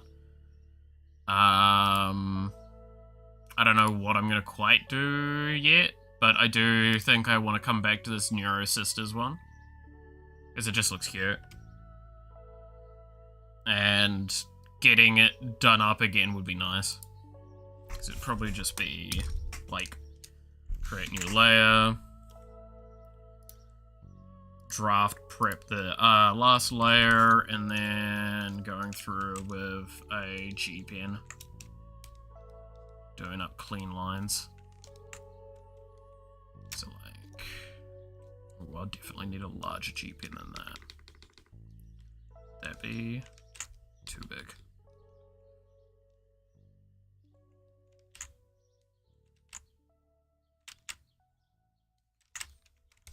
Yeah. I need to do some character sketches and stuff, which I will practice for a few months before I post anything. You know what I will say to that? Don't feel too afraid to post, like, whatever. Because, realistically, right, you're gonna get one or two things. You're gonna get, okay, maybe 3 things. We'll give it 3 things. You get 1 or 3 things from it.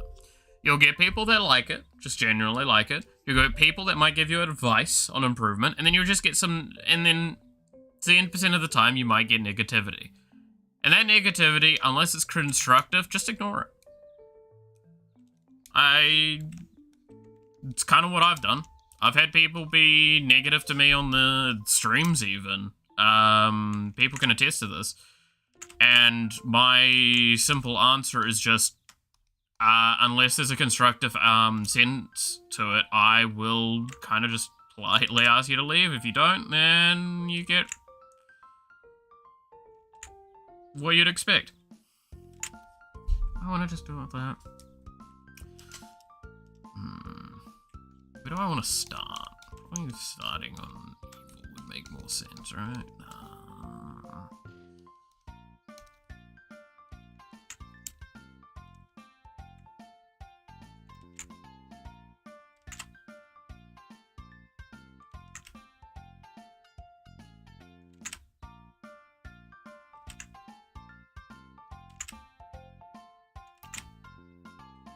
I can't get that angle right. I'm happy with. Might work.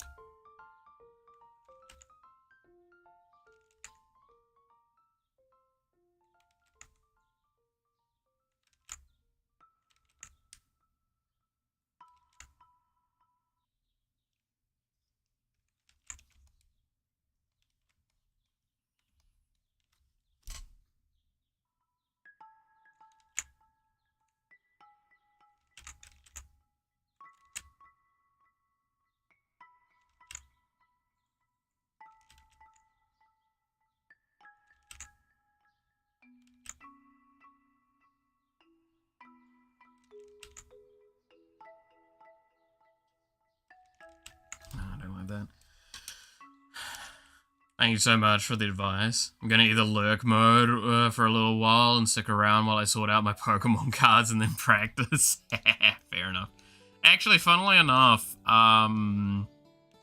when I was a little wee lad, what I would do is I got, like, a guide Pokemon book, right? This is very early, stage of drawing. I got a Pokemon guide book. I would just draw Pokemon. Initially, I would trace them from the book, because I just wanted to make the same Pokemon and play with the sprites. And then eventually, I just started drawing them. Which is why I'm much better at drawing monsters than I am people. I'm actually fairly decent at drawing dragons, surprisingly, all things considered.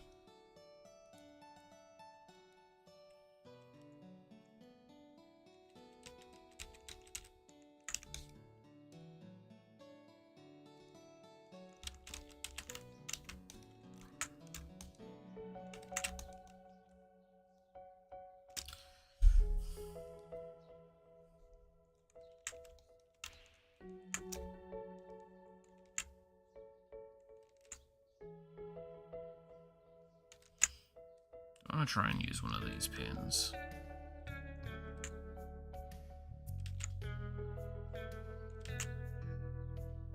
It's so much harder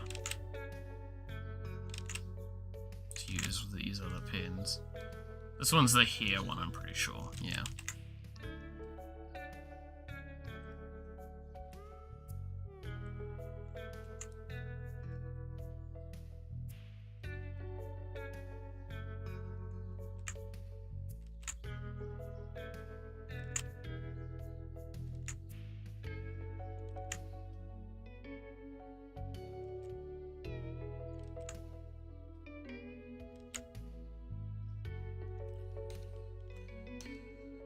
Alright.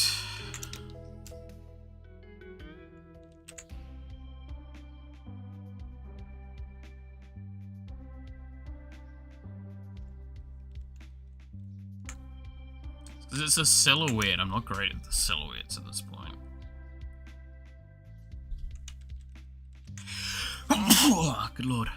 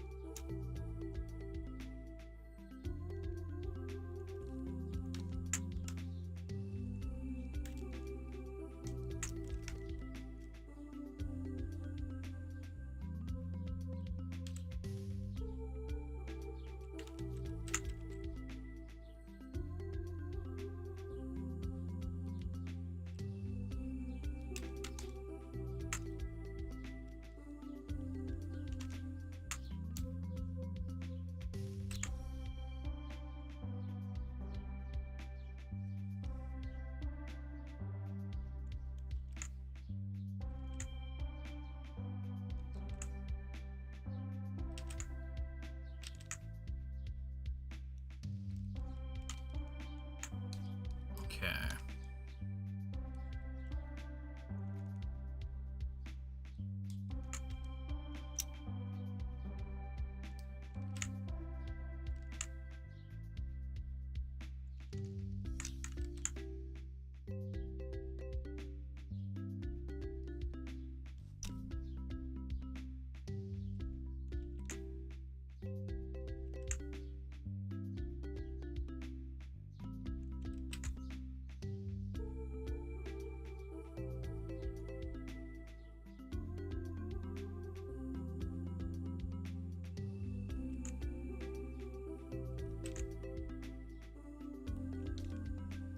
There we go. That looks pretty decent for that.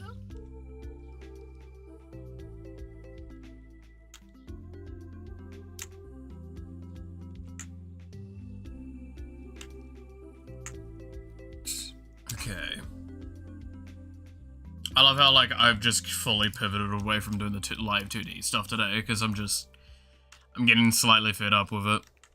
Because I know how I just need to look at tutorials to see how the mesh stuff works. Because I'm just really not catching it. I can see how deep the problem is, and the problem is scaring me. So let's just do something I actually can understand for now.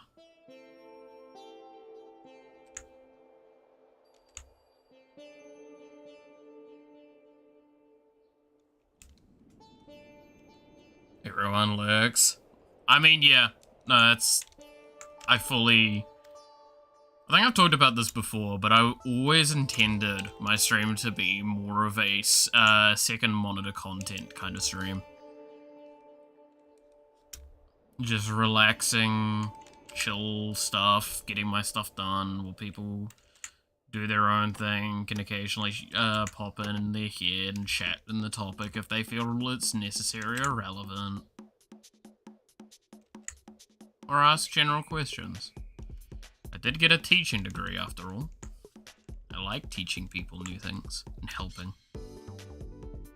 I like being a hypocrite and telling them how to do things better so I don't look quite as bad.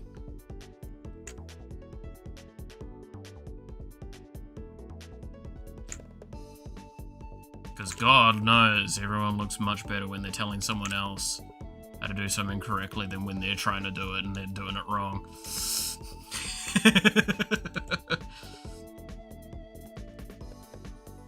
Again, teachers are hypocrites by nature. Most of them acknowledge this. It's fine.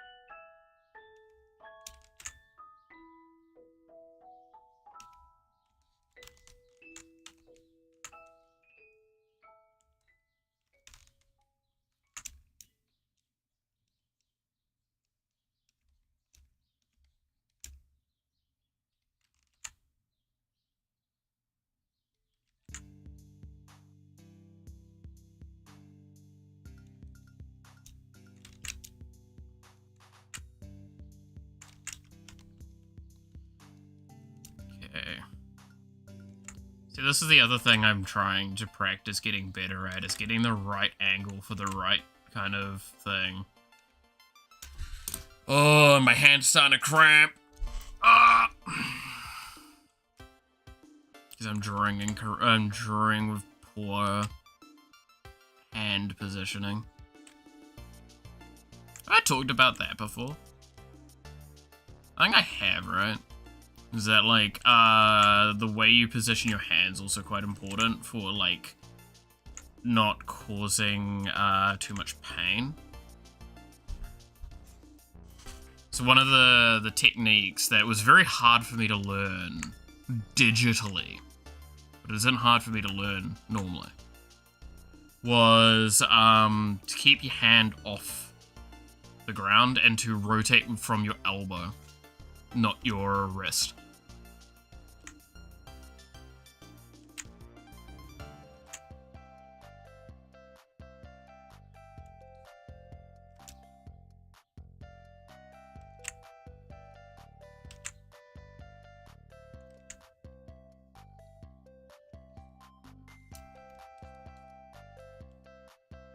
It's much better practice. It's a lot harder to do in practical sense. But I got decent at it when I was doing it, like, physically. It's just digital's a whole nother ball game with it.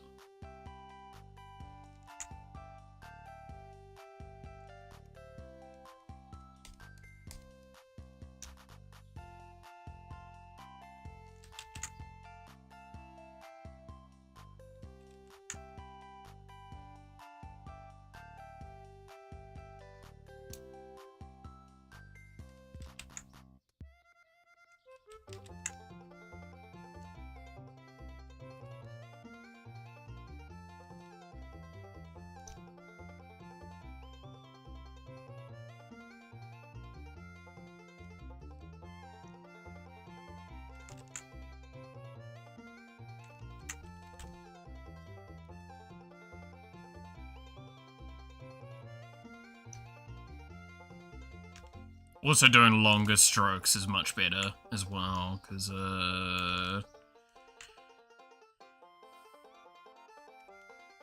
variety of reasons, really. Well, it helps you keep perspective. That's why the elbow techniques, like doing it from your elbow is so much better, is because you can do much longer lines more consistently.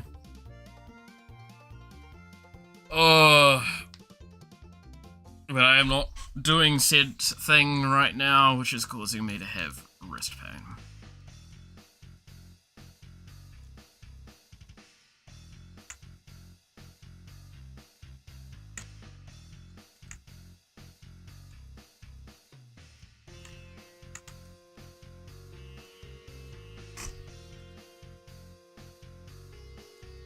What is this looking like already? It's gonna need work.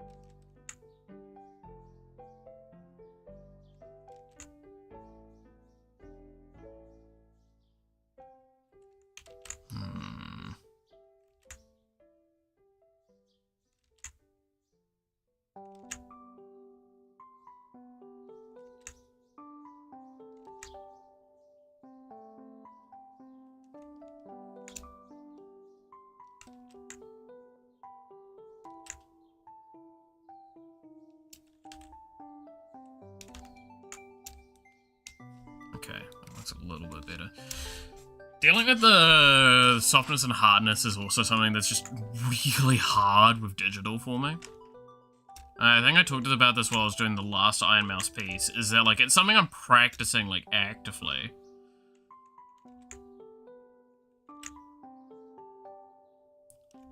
But there's also, that's where, like, the current tools that you have available to you matter quite a bit.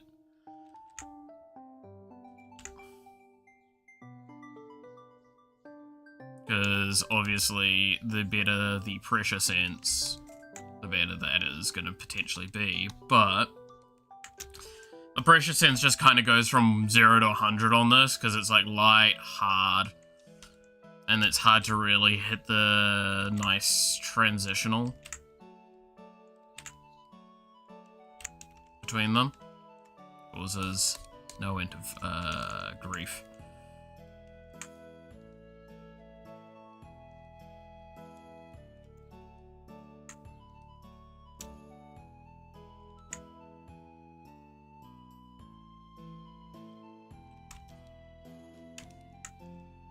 Here's probably one of the easiest spaces to play around with that, though.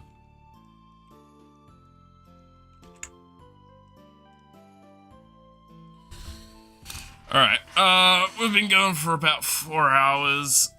We've talked about all sorts of stuff. I think it's about time I might call it. Get a little bit of, cleaning and rest in.